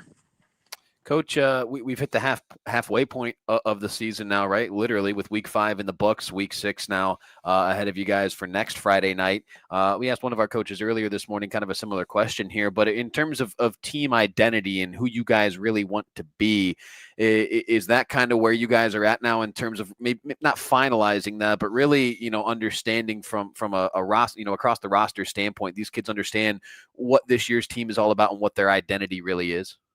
Yeah, 100%. I mean, we talk about that brand of football and that style of football out here of running the football, playing great defense, and the kids are continuously buying into that year after year, and that's a huge staple in our program, just being able to infuse that mentality at every class and every grade below us. So from an identity standpoint, absolutely, there are still gems that we're polishing. We're fortunate to have some great athletes and some great positions, and it's not all Evan. That running back room is pretty impressive. We've got some skilled wide receivers. Our quarterback's doing a great job, and it starts up front with the line. So we've got some moving pieces and parts, but I'll tell you what, every time we ask something from somebody, and they step up and deliver, and that's just a testament to their work ethic and their commitment and their buy-in to our program.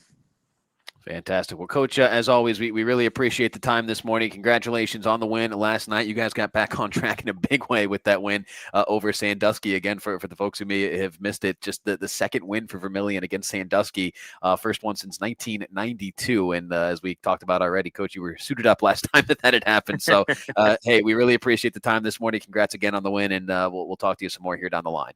Hey, thank you, guys. It's always great talking to you.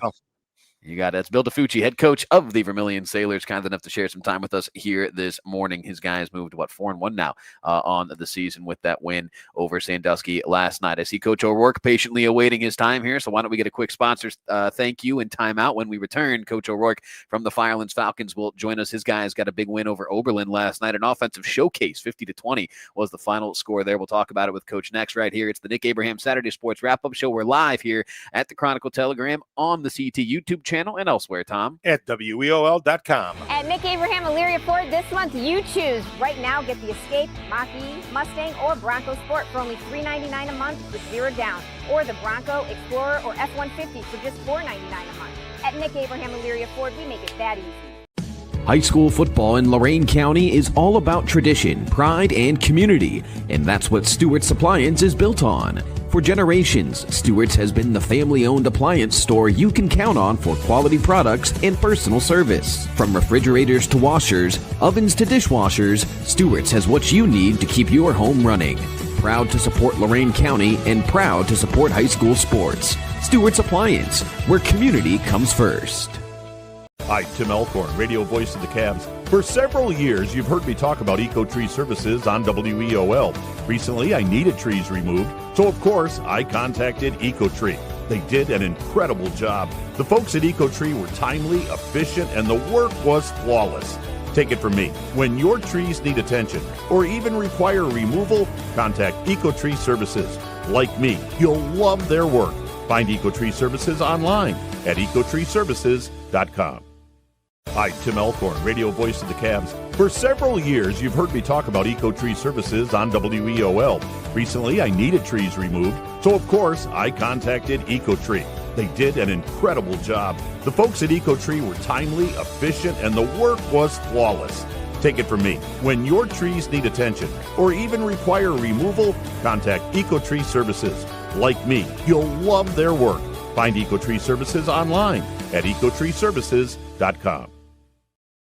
Rocco, Nuosci, Tom Evans here, back with you on the Nick Abraham Saturday Sports Wrap-Up Show as we bring onto the stage head coach of the Firelands Falcons, Ryan O'Rourke. Back-to-back weeks for him here on the Wrap-Up Show. His guys get a big win over Oberlin last night. 50-20 was the final score there. So, Coach, first and foremost, good morning. Thank you very much for joining us. And, hey, before we dive into, you guys winning a football game last night, you personally have some celebrating to do this weekend, right? Later on tonight, you will be inducted into the Avon Athletic Hall of Fame as I'll just read the tweet right here. Class of 09, a 3-sport star, record-setting quarterback, earned first-team All-Ohio honors, and now you shine, as they say here on the tweet, as Fireland's winningest football coach. So congrats on that. I'm sure you're looking forward to celebrating that this weekend. So let's start with that. What does that honor mean to you, as a former player, now a head coach, to be inducted into that Avon Athletic Hall of Fame?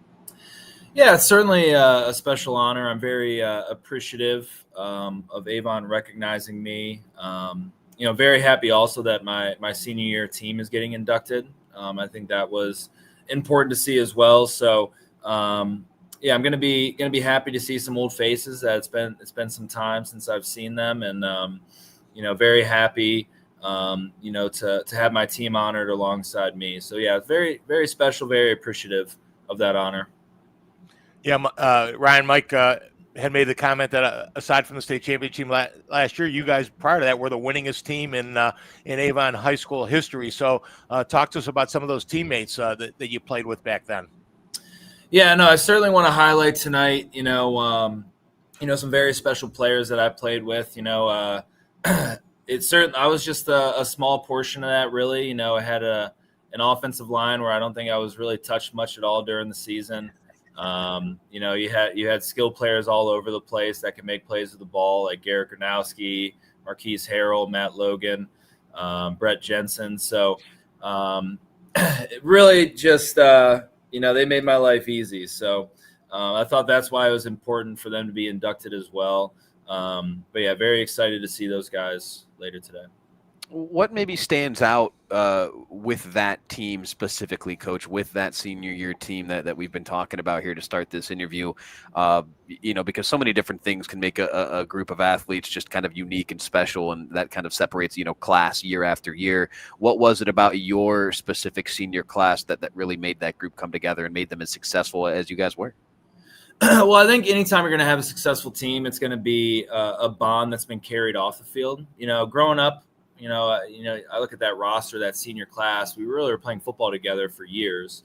It was one of those things where, I think, growing up next to each other, playing together, having that bond, going through some difficult times at the beginning of our high school career, I think was a big component as well. And then we just had a really nice mix of some things that you need to be successful.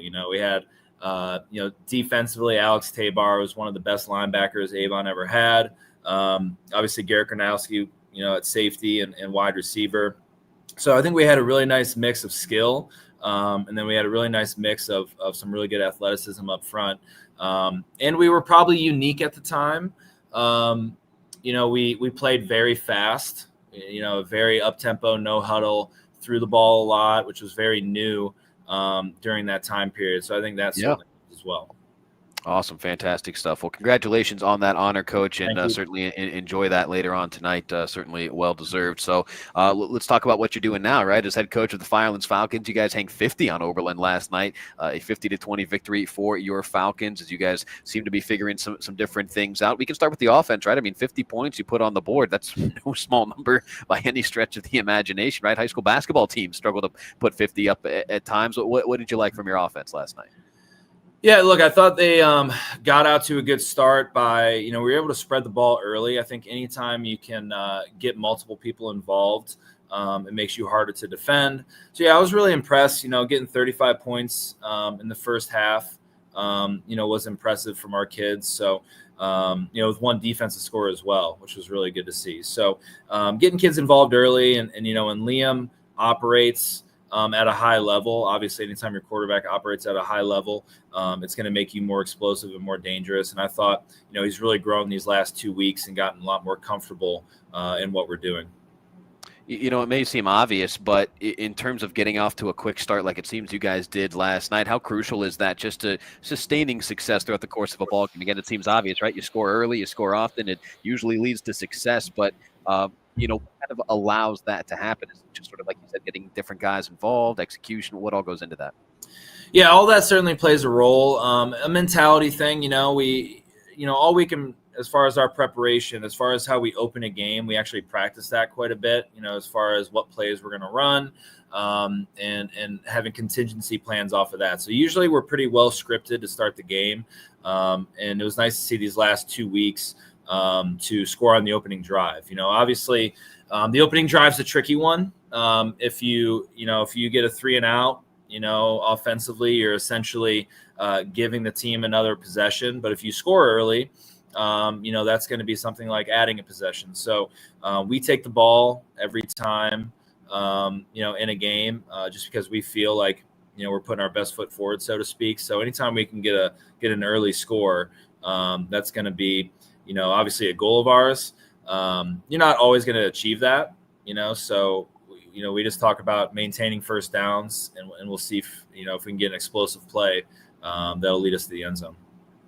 Ryan, talk to us a little bit about the maturation of that offense. You scored 24 points in your 3 non-league games. Some pretty tough competition. There's a total of 4 losses between Edison, Vermilion, and Bay at this point in time. So you really jumped right into the fire on that. But in the last 2, you scored 90. So talk to us about how that offense has grown. I understand the competition is a little bit different, but you've had to do some things offensively to make some changes. Yeah, I would certainly say, you're right. Competition is going to play a factor in that, but we are also, being a little bit different. We're putting more on the quarterback's plate, as far as throwing the football and running some read option games. So I think anytime you can do that, you're putting numbers back in your favor. And guys are stepping up. We are. This is as unique of a season as I've ever been in. Where we're on our 4th running back, and we have 1 receiver that started the year playing currently right now. Wow. So it's been unique, and it's been really cool to see these guys that were probably just going to be role players in the preseason step up to be key contributors. Well, and I think sometimes, and we talked about this, I can't remember who, I think Don Griswold over at Keystone, because I know they're dealing with some injuries as well. I got to imagine there's challenges, right, when guys are maybe getting their first Friday Night Lights experience, or at least they haven't had, the consistent experience that you might be looking for out of a group of starters. So, there's challenges in that. But like you said, that's also got to be kind of exciting and cool to see, hey, these kids that are going up against them in practice, how can they hold their own under the Friday Night Lights? And it looks like you're starting to maybe get some answers on that front. Yeah, I mean, one benefit to having, young kids thrown into the fire is they don't know any better. So they're just going to play hard and listen to pretty much every word you say. So it's been cool in that respect. But yeah, it's been a unique year as far as that, but it's been fun, and I think our kids are embracing sort of the chaos that surrounds our current roster situation, and just taking it week by week and having a mentality of just going in there and just taking your punches and swinging back and see where we end up. Where's kind of the confidence level with this group of kids now that they're, putting some wins together? No, I think that's very high. I think for them, you always have to see success in order to kind of emulate it. So for our kids to be able to be successful these last 2 weeks, certainly I think has given them the confidence to be able to go against, really anybody and see that we can continue our style of play. Fantastic. Well, Coach, thank you very much for joining us here this morning. Congratulations again on 2 fronts, being inducted into that Avon Athletic Hall of Fame. So congratulations again on that, and then congrats to you and your Falcons on a big win last night over Oberlin. So thank you very much for joining us, and here's to some more Saturday morning conversations with you down the line. All right, sounds good. Thanks for having me. Thanks, Ryan. You got it. That's Ryan O'Rourke, head coach of the Firelands Falcons. Man, I was trying to time that up maybe a little bit so we could see if we could get Coach Elder, who's set to join us here in a couple of minutes, to get some crosstalk there between, coach and his former quarterback. But I get the feeling that they still converse a little bit to this day, right? So yeah, I believe so. Yeah, there's a lot of respect between the two of them there. Fantastic. So did you see Ryan play back? Back in the day. Please don't remind me of my age. Wow, I remember Ryan. I was teasing Mike Rice about it too, and Ryan. It's like I don't need to be reminded about how old I am. And you see that every time I get out of my chair, how difficult it is. So. Well, that's, hey, I guess I shouldn't pick on you too much. You did bring in the nice hearty box of donuts right. for us this morning. Which contributes to me not being able to get out of the chair, though, as well. Well, and here I am following the tendencies, right? So I'm sure I'll be with you sooner rather than later. So, hey, big thanks again to Coach Ryan O'Rourke. A huge congrats to him being inducted into that Avon Athletics Hall of Fame. He'll be a part of the festivities over there at Avon later on tonight. So why don't we step aside, take a quick timeout. When we return, hopefully we'll be joined by Avon Eagle head football coach Mike Elder. His guys shut out Olmsted Falls 28-0. First time the Bulldogs have been blanked since 2013, I believe it says in this morning's Chronicle Telegram. So we'll talk to Coach Elder about that next right here on the Nick Abraham Saturday Sports Wrap-Up Show. You're watching live this morning on the all-new WEOL.com. We're also live on that Chronicle Telegram YouTube channel. Don't go anywhere. We'll be back. At Nick Abraham Elyria Ford this month, you choose. Right now, get the Escape, Mach-E, Mustang, or Bronco Sport for only $399 a month with 0 down. Or the Bronco, Explorer, or F-150 for just $499 a month. At Nick Abraham Elyria Ford, we make it that easy. High school football in Lorain County is all about tradition, pride, and community, and that's what Stewart's Appliance is built on. For generations, Stewart's has been the family-owned appliance store you can count on for quality products and personal service. From refrigerators to washers, ovens to dishwashers, Stewart's has what you need to keep your home running. Proud to support Lorain County and proud to support high school sports. Stewart's Appliance, where community comes first. Hi, Tim Elkhorn, radio voice of the Cavs. For several years, you've heard me talk about EcoTree Services on WEOL.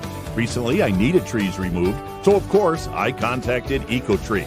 They did an incredible job. The folks at EcoTree were timely, efficient, and the work was flawless. Take it from me. When your trees need attention or even require removal, contact EcoTree Services. Like me, you'll love their work. Find EcoTree Services online at ecotreeservices.com. Lorain County has a story every day. Make sure you don't miss it. From breaking news in high school sports to schools, business, and community events, the Chronicle has it all. Stay connected to your neighbors and your home team with coverage that matters most to you. Don't just hear about Lorain County, know Lorain County. Subscribe today at chroniclet.com/subscribe and get the news that keeps you in the know. The Chronicle Telegram, Lorain County's largest newspaper. Back here on the Nick Abraham Saturday Sports Wrap-Up Show, Rocco, Nuosci, Tom Evans here with you as we patiently await Avon Eagle head football coach Mike Elder. His guys shut out Olmsted Falls last night, 28-0. First time the Bulldogs have been blanked since 2013. And we, I think, talked about this on our Avon Lake Amherst broadcast last night, Tom, that, to kind of echo the words of Coach Elder in this morning's Chronicle, Olmsted Falls, they're not just a good SWC team. They're a good high school football team, whether it be Ohio or anywhere across the country. They run that unique triple option offense. But Avon seems to, I don't want to say mastered that defensively in terms of handling it, but they probably play it defensively as well as anybody that we've really seen take on Olmsted Falls. They play it better than anybody else does, and we'll get into that when we get Coach Elder on the phone, because Coach Cicchetti, he's kind of figured it out, and we're not asking for any trade secrets, I think, but they really have done a great job of that the last couple of years, and in a situation where Avon sees them twice a year in a lot of cases because of the playoffs setup, that being in the same region. So there's been some of that as well. But Mike's teams are always prepared, and they don't lose football games because they come in ill prepared. That's not going to happen to a Mike Elder coach team. So and again, that against Olmsted Falls, and Olmsted Falls is physical too. We've talked.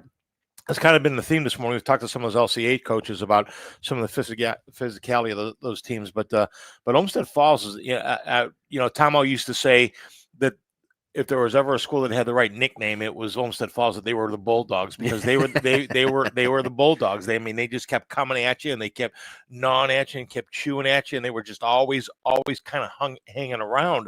And that's I think that's as much respect as you can give them in that regard. Yeah, no, absolutely. And again, I'm hoping to talk to Coach Elder a little more about that. But I think even, like you said, we don't want to ask the secrets, or the X's and O's, really to dive too deep into that. But I think one thing that you can confidently say goes into stopping an offense like that is discipline, right? Eye discipline, body discipline, right? Not just drifting too far with the football, really just kind of understanding, that they're going to throw some eye candy at you, and you can't buy it, right? You can't take that. You got to kind of just stay within your assignment, and things usually work out when you do that. And discipline, because they put a lot of different kids in situations over at Avon. We talk about returning starters, and I always laugh because Mike will give us his too deep, and on the second team roster, he puts a star next to a kid that's going to see a lot of playing time, and it's all 11 of them.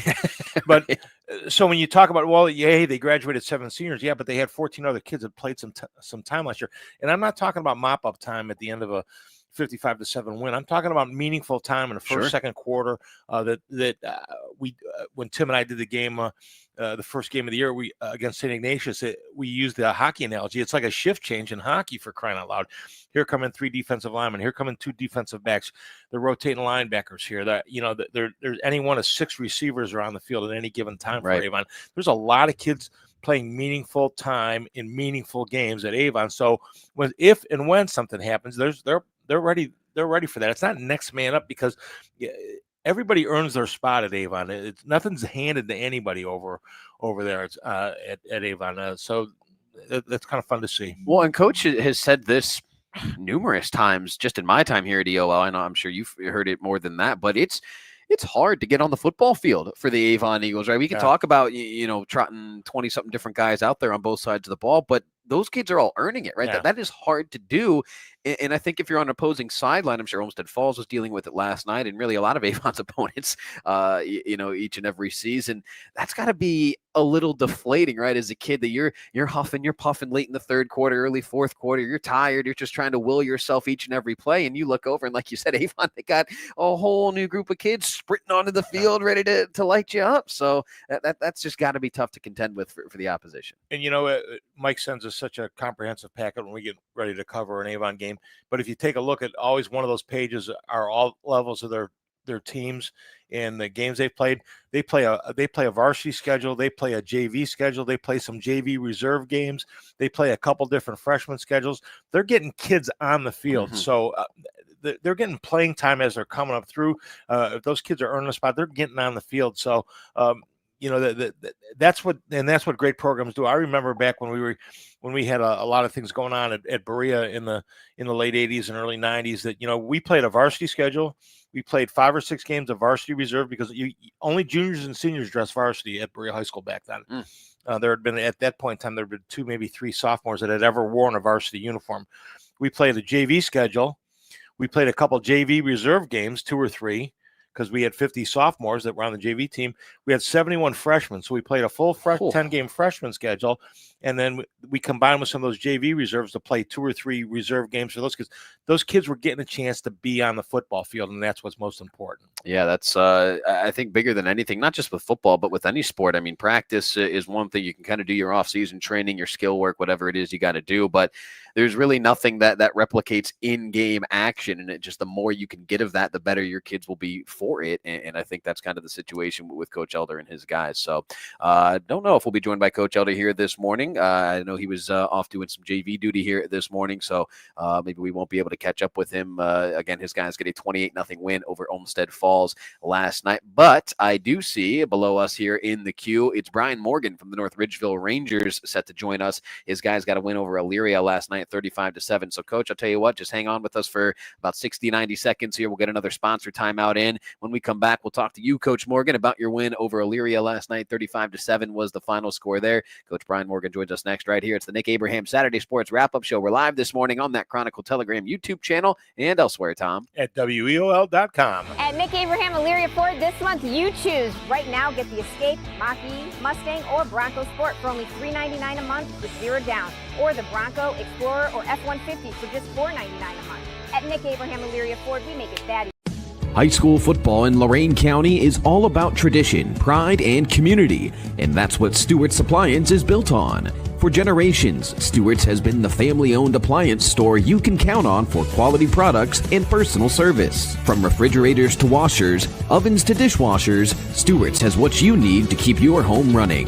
Proud to support Lorain County and proud to support high school sports. Stewart's Appliance, where community comes first. Hi, Tim Elkhorn, Cavs radio voice. Recently, we had some trees removed. So again, singing the praises of EcoTree Services. In a few hours, EcoTree had removed the unsightly trees, cleaned the debris, and opened the area for a new fence. I can't say enough good things about the people at EcoTree. I've used them several times, always thrilled with their work. If you have trees that require pruning or need to be removed, contact EcoTree, a local business that deserves your business. They've earned mine. Go to ecotreeservices.com.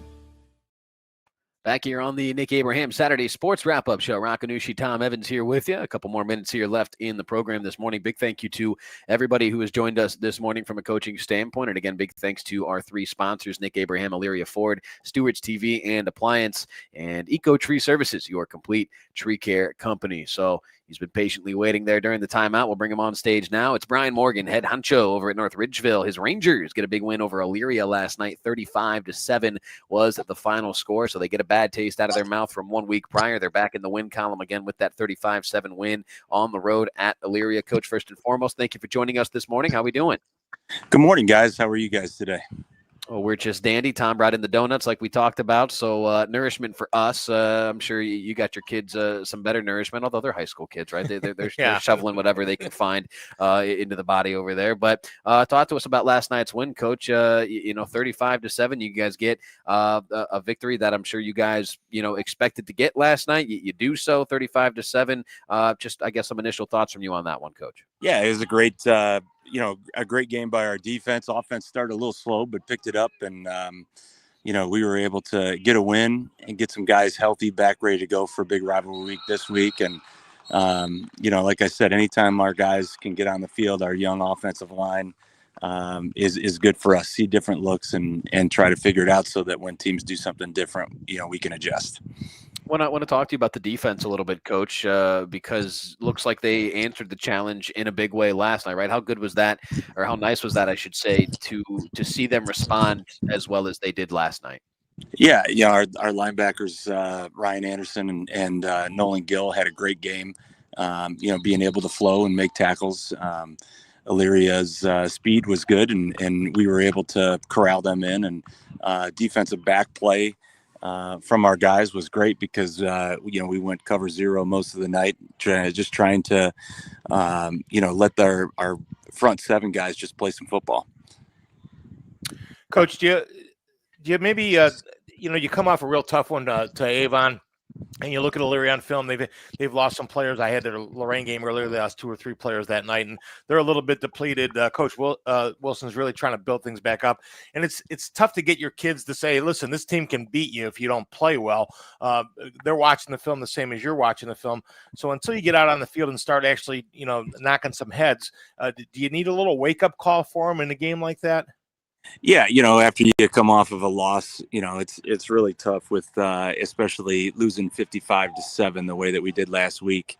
The kids, it kind of carries with them, and the whole idea is you got to make sure that you bounce back. And it was a good bounce back game for us, and I don't think that we'll need any extra motivation to get ready for this week against Grafton. So we're going to, spend a lot of time just trying to make sure that we get healthier and get better. In a game like last night, you get up a couple scores. Are there some things that you want to see from some kids, or maybe some kids that you want to get in the game and put in some situations to see if maybe they can help you down the stretch? Because you certainly got some tough ones in front of you. Do you take some time to maybe find out some things about your team in a game like last night?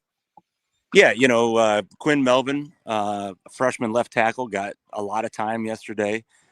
Depth is on our offensive line is a big issue for us. We're still waiting for Gavin Knepp to get back at our left tackle position, our junior who started and had a concussion the week before Avon. So he should be back and ready to rock this week. But, guys like that being able to get in and get some much needed reps, especially against a varsity football team, is always great to do and to be able to get a win with it. Coach, you just got me in a whole lot of trouble because Joel Melvin, his dad, is a great friend of mine. And the fact that I didn't mention Quinn before you did now, you really put me on the hot seat next time I talk to Joel because I didn't bring it up and you brought it up. So you put me in a bad spot there, Coach. Duke Baker with a couple touchdowns last night. Cole Miller was 9 of 17. How's Cole progressing as far as throwing the football? Because you know you're going to need that down the road as well.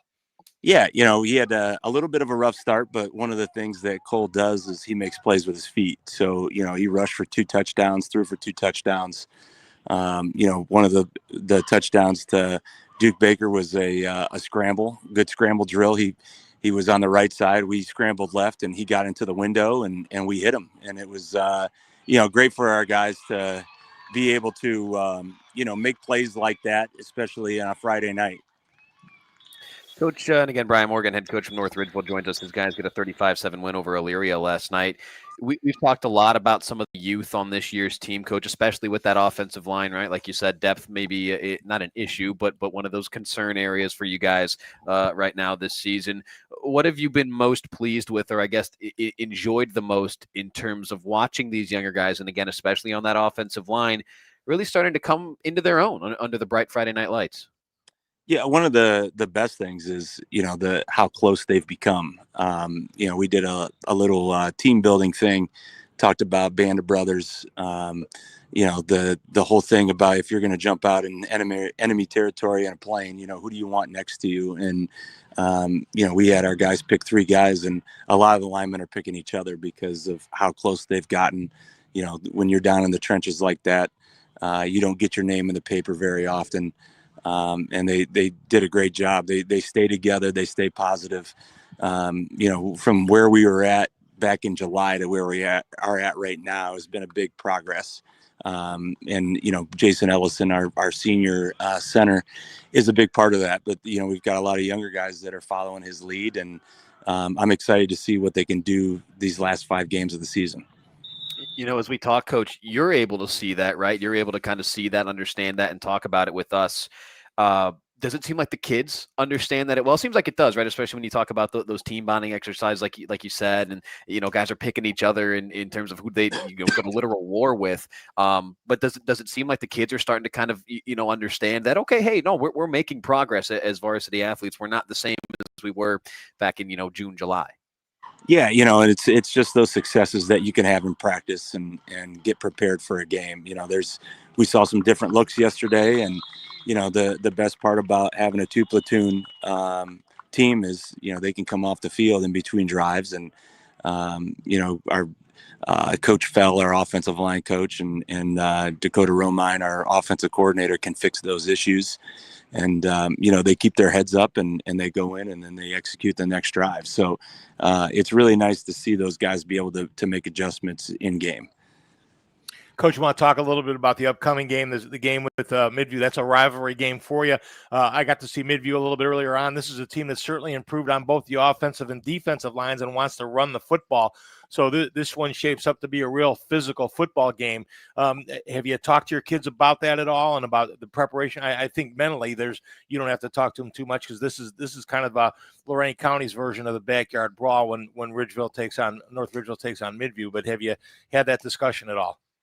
No, we focus on opponent on Monday. Obviously, coaches watch the film and get prepared well before Monday. And we've watched some film on Midview, leading up to this point. But there's quite a few things that will go into play there. And we went into Grafton last year or 2 years ago, and in a game that we thought that we were going to win easily, and they upset us, and I think that was a big step for our program and a big learning lesson for not just players but coaches to try to make sure that we respect every single team that we play, and we know that Grafton's going to give us the best version of their team the entire time.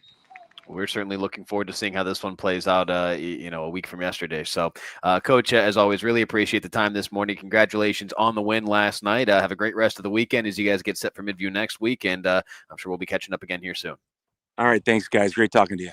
Thanks, Brian. You as well. It's Brian Morgan, head coach of the North Ridgeville Rangers, kind enough to share some time with us here this morning. And as I peek in the queue there, and guess who snuck in there at the tail end of that interview? We'll throw him on the stage here. It's head coach Mike Elder of the Avon Eagles. He gets set to join us here. Coach Elder, his guys get a win over Olmsted Falls last night. 28-0 was the final score there. Coach, first and foremost, thank you for joining us this morning. How we doing? I'm good. Hey, I apologize to you guys. I'm at the JV game here, and I even set an alarm to remind myself, but I get involved with coaching. It's halftime now, and I'm like, oh my gosh, I No, missed not you you, guys. Mike. I am so sorry. You got to get me before 10 o'clock next time. I apologize. That's all right. We can certainly. I'll book it. Get Coach Elder before that 10 o'clock hour. It's set easy. Easy peasy. No problem at all. So let's talk about this one last night, Coach. Right? You guys blank Olmsted Falls. First time they've been shut out since 2013, as I read in this morning's Chronicle Telegram. So we've talked a lot this year about your guys' defense and the effort that side of the ball gives you night in and night out. What did you see from them last night in a game that we know with Olmsted Falls, that offense, it's always tough to prepare for? I'm sure that scout team probably got a lot of love this week. Yeah, we said that last night that, Coach Cicchetti, our defensive coordinator, and his staff do a remarkable job. We have a defense that allows you to have a chance to win championships. And last night was no exception, but the credit goes to when you're facing that triple option, which is unique. And the only time you see it is once a year. You got to really get a good look. And I think our young guys did a great job of understanding their role in our team. And there were a lot of stars last night that no one knows about, right? That they were there on Monday, Tuesday, Wednesday, and Thursday. And so kudos to that challenge team for giving them a good look, because they played exceptionally well. And I thought the first half, we played well in all three phases of the game, offensively, defensively, and special teams. The second half, not so much on the offensive side. We sputtered a little bit, and we got to get better on that regard. But Olmsted Falls is one of the top Division II teams in the state, and I'm just proud of our kids for getting out of there with a win, because we know how good they are. Mike, yeah, the honest to God truth is you guys have kind of seen them twice a year almost the last couple of years, because they're as advertised as you said, they're as good a team as there is in the state of Ohio, and you've seen them in the playoffs multiple times as well. Mike, I'm going to circle back around, because I'm always amazed at any time I've done one of your games that you always have something in your special teams that you guys have found, and that's through film study and through preparation. Last night, you block a field goal, turns into a touchdown for you. Was that something that, again, you guys, something you picked up in film, maybe a place where you could sneak a kid in, or you found a weak spot on that field goal team? I've seen you do it in the playoffs. I saw you do it to a real good Toledo Central Catholic team a couple of years ago, really take advantage of some special teams things. Talk to us about that preparation. Yeah, it's interesting. We used to only work extra point block, on Thursdays. And I used to joke with our defensive staff that, man, when we get down there, and it's part of a script, we do a game-like script. And when we get there, we took forever, like working on blocking extra points, blocking field goals. And it felt like 10 minutes, and I'm like, man, this is the longest part of practice, and we haven't blocked any kicks. Now, that was about 5 years ago I made that comment. And then since then, they've made a liar out of me. We blocked a big extra point in the state championship game last night to block field goal. And not only do we do it on Thursdays, now they've added a 5-minute session, on Wednesdays too. So it's something that we emphasize. There was nothing schematic last night. It's just that our players aren't hanging their heads after a touchdown or when they line up for a field goal. They're seeing it as an opportunity to make it a momentum swinging play. And there's great effort, I think, from our team. And Jacob Witherspoon obviously has elite speed. That's why he's committed to go play Division I football in North Carolina. He got his hands on it, and Dane Sexton scooped it up and scored. So that was a big play in that game. But it doesn't happen by accident. I think Coach Cicchetti and the staff really make our kids, emphasize the importance. Again, Coach Mike Elder joins us here this morning from Avon. His guys get a 28-0 win over Olmsted Falls last night. You mentioned guys like Jacob Witherspoon, and we talk about him all the time. His name's always in that Chronicle Telegram, right? Like you said, he's going to go play Division I high-level football at North Carolina next year. But it's the other guys as well. We've talked about that already here in this interview, right? With the scout team or the challenge team, however you phrase it, to guys that are seeing that Friday night action. It goes beyond just those top couple of guys. We talked about that with some of our other coaches already this morning. It's really, how can the rest of those guys, 10 through 20, 10 through 25, 10 through 30 on the roster, how can they contribute in a big way? And week in and week out, that just kind of seems to be the theme of the Avon Eagles. You got multiple guys that can contribute at a high level, and they're ready when they go to play for the Avon Eagles. Yeah, we pride ourselves on that. And I tell our team all the time, you got to be lucky and good. And lucky is the ball bouncing the right way for you. And avoiding injuries. And last night we had a couple injuries at running back. In the second half, we were without our top two running backs in that game. And, there's no excuses. It's next man up. And, the guys that step in have to do their job, and everyone around them has to be better, and including myself as the head coach. So, again, last night's story is definitely the defense. Olmsted Falls moved the ball, but when they got in the red zone, our guys stiffened up, and I couldn't be more proud of them. And on the offense side of the ball, second half, I got to do a better job as the head football coach, making sure that, we score a couple touchdowns there and get that game to a running clock, which, gets you out of there earlier and prevents injuries, and it's less snaps and reps in a long high school football season. Mike, I want to talk to you a little bit about the depth, and we've had this conversation before. And I love the packet that you send us when we're doing one of your games, and you always give us the two deep, and then you put stars next to the kids on the second team that are going to see a lot of playing time, which invariably is almost every kid. And Tim and I joked at the St. Ignatius game that we did that it looked like a hockey game with shift changes with the number of players that you had going in and out. Talk to us about the importance of developing that depth, but not only developing that, doing it in meaningful situations. You're making those changes in the middle of important drives and in big games. I saw it in Glenville. I saw it at St. Ignatius. Talk to us about how important that is that you guys stay the course on that, getting those kids on the field and developing that depth over at Avon. Yeah, I mean, honestly, some of these guys that play early in the season, you look at them and think, man, they're really not ready to play varsity football yet. But how do you get them ready? They have to get on the field. They have to play. They have to get better. We know that, for us to get where we want to be, some guys have to be on a pitch count because you want to be playing your best football week 10. And so, there's never been an Avon football team where we hand the running back the ball 30 times every game. I mean, it just doesn't make sense for where we're trying to be. And the same holds true even with the defensive line. And by the way our guys play and they get off the ball, if you're playing as hard as we expect our guys to, you watch college football, even on the NFL, you have to sub in and out those defensive linemen. So the best part is it just really helps the culture of your team. That it's a different level of preparation when you're a two who plays versus a two who gets in the event of injury. And that's clearly defined roles for our players. They know who starters are, they know who the twos who play are, and they know who the twos who play in the event of injury are. And then we take it a step further, even with a plan C. There's an A, B, and C going in every game, and every kid knows exactly where they're at. And I think those twos who play with those asterisks by it, they buy in and prepare as if they're the starter, and that helps our team. Coach, last one for me here, as we can let you go with this, but maybe just an overly simple question here, at the halfway point, but I'll ask it anyway. Just what are your thoughts on this year's Avon team? You talk about it each and every season, right? One year to the next, it is a totally different Avon team. You guys can't rely on previous year's successes. Again, we've talked about that with you a lot, but, here now at the halfway point or just past the halfway point, however you want to phrase it, what are your thoughts just on this year's team? How are they starting to establish their own identity if they haven't already? Yeah, no, I think that we're moving in the right direction. We're still not playing our best football. I hope that, come week 11, we're going to be a lot better than we are today as we speak, because, we still work hard in the weight room. We're still lifting weights. We still got guys with weight gain goals, because they understand that we're trying to create a competitive advantage when this means the most. And so I feel like we're in a good spot, but there's a lot of work to be done, without question. And, if we're going to win that last game, which is ultimately our goal, and win an SWC championship, we're going to have that mentality. We got to show up to practice and know that there's a lot of room for improvement. And I think there is, and that's the scary part, And by the way, we're 4-1, and we've played probably one of the toughest schedules. St. Ignatius, people try to talk poorly about them, but they play the toughest schedule in the state of Ohio, and they're very talented. And then Spruce Creek's undefeated. They just beat a powerhouse in Florida, so we're identifying that we knew they were good, 3 Division I linemen, but boy, they're really good, and we felt like we let that one get away from us. And then Glenville and Olmsted Falls is one of the top teams in Ohio, so those first 5 games were no joke. So we have a good gauge of where we are against great competition, that's for sure. Mike, and that's going to lead me into my last question. Berea Mid-Park, and they're a team that always physically scares you. They have some skill kids. They can spread the field. They can throw the ball all over the place. Maybe one of the more athletic teams in the SW, and a real good SWC.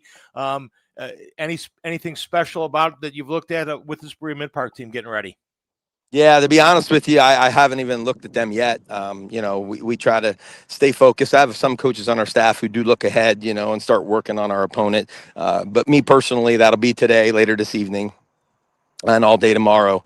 But I know this, they do a great job over there, and you're right. They're very athletic. They usually have some of the best athletes in the league, and we'll have to play well. Anybody can beat you. There's a pathway to victory for every team in the SWC, and you better show up ready to play or you'll get beat. That's certainly how that conference goes. You know that better than anybody, Coach. So, hey, thank you very much for the time this morning. Really appreciate it. I'll send you a reminder next time because I know you guys get locked into 80 different things over the course of the weekend. But we appreciate you carving out some time for us this morning, Coach, as always. And what do you got, Mike? Have some fun at the Hall of Fame induction tonight, Mike. Too. You got some great. You got a great team going in and some great individuals, and you're going to honor them over there tonight at a Hall of Fame induction. And I hope you can relax a little bit and enjoy some of those former players tonight. I really appreciate that. That 2018 was special, and I really want to spend some time with those guys. They helped lay the foundation that still exists today, and couldn't be more grateful and happy for them. And then, of course, Ryan O'Rourke, that guy, he means so much to why we're who we are now. Yeah, and he talked about that a little bit earlier on this morning. So thanks again, Coach, and enjoy that later on the night. Appreciate the time this morning. Thanks again.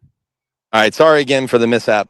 Talk to you guys. No worries, Coach. You're all good. You're all good. It's Mike Elder, head coach of the Avon Eagles, kind enough to share some time with us here this morning on the Nick Abraham Saturday Sports Wrap-Up Show. Again, greatly appreciate his time. So, Tom, my friend, again, I was wrong. I thought this was just the 2025 debut for you. No. This was the series debut on the Nick Abraham Saturday Sports Wrap-Up Show for you.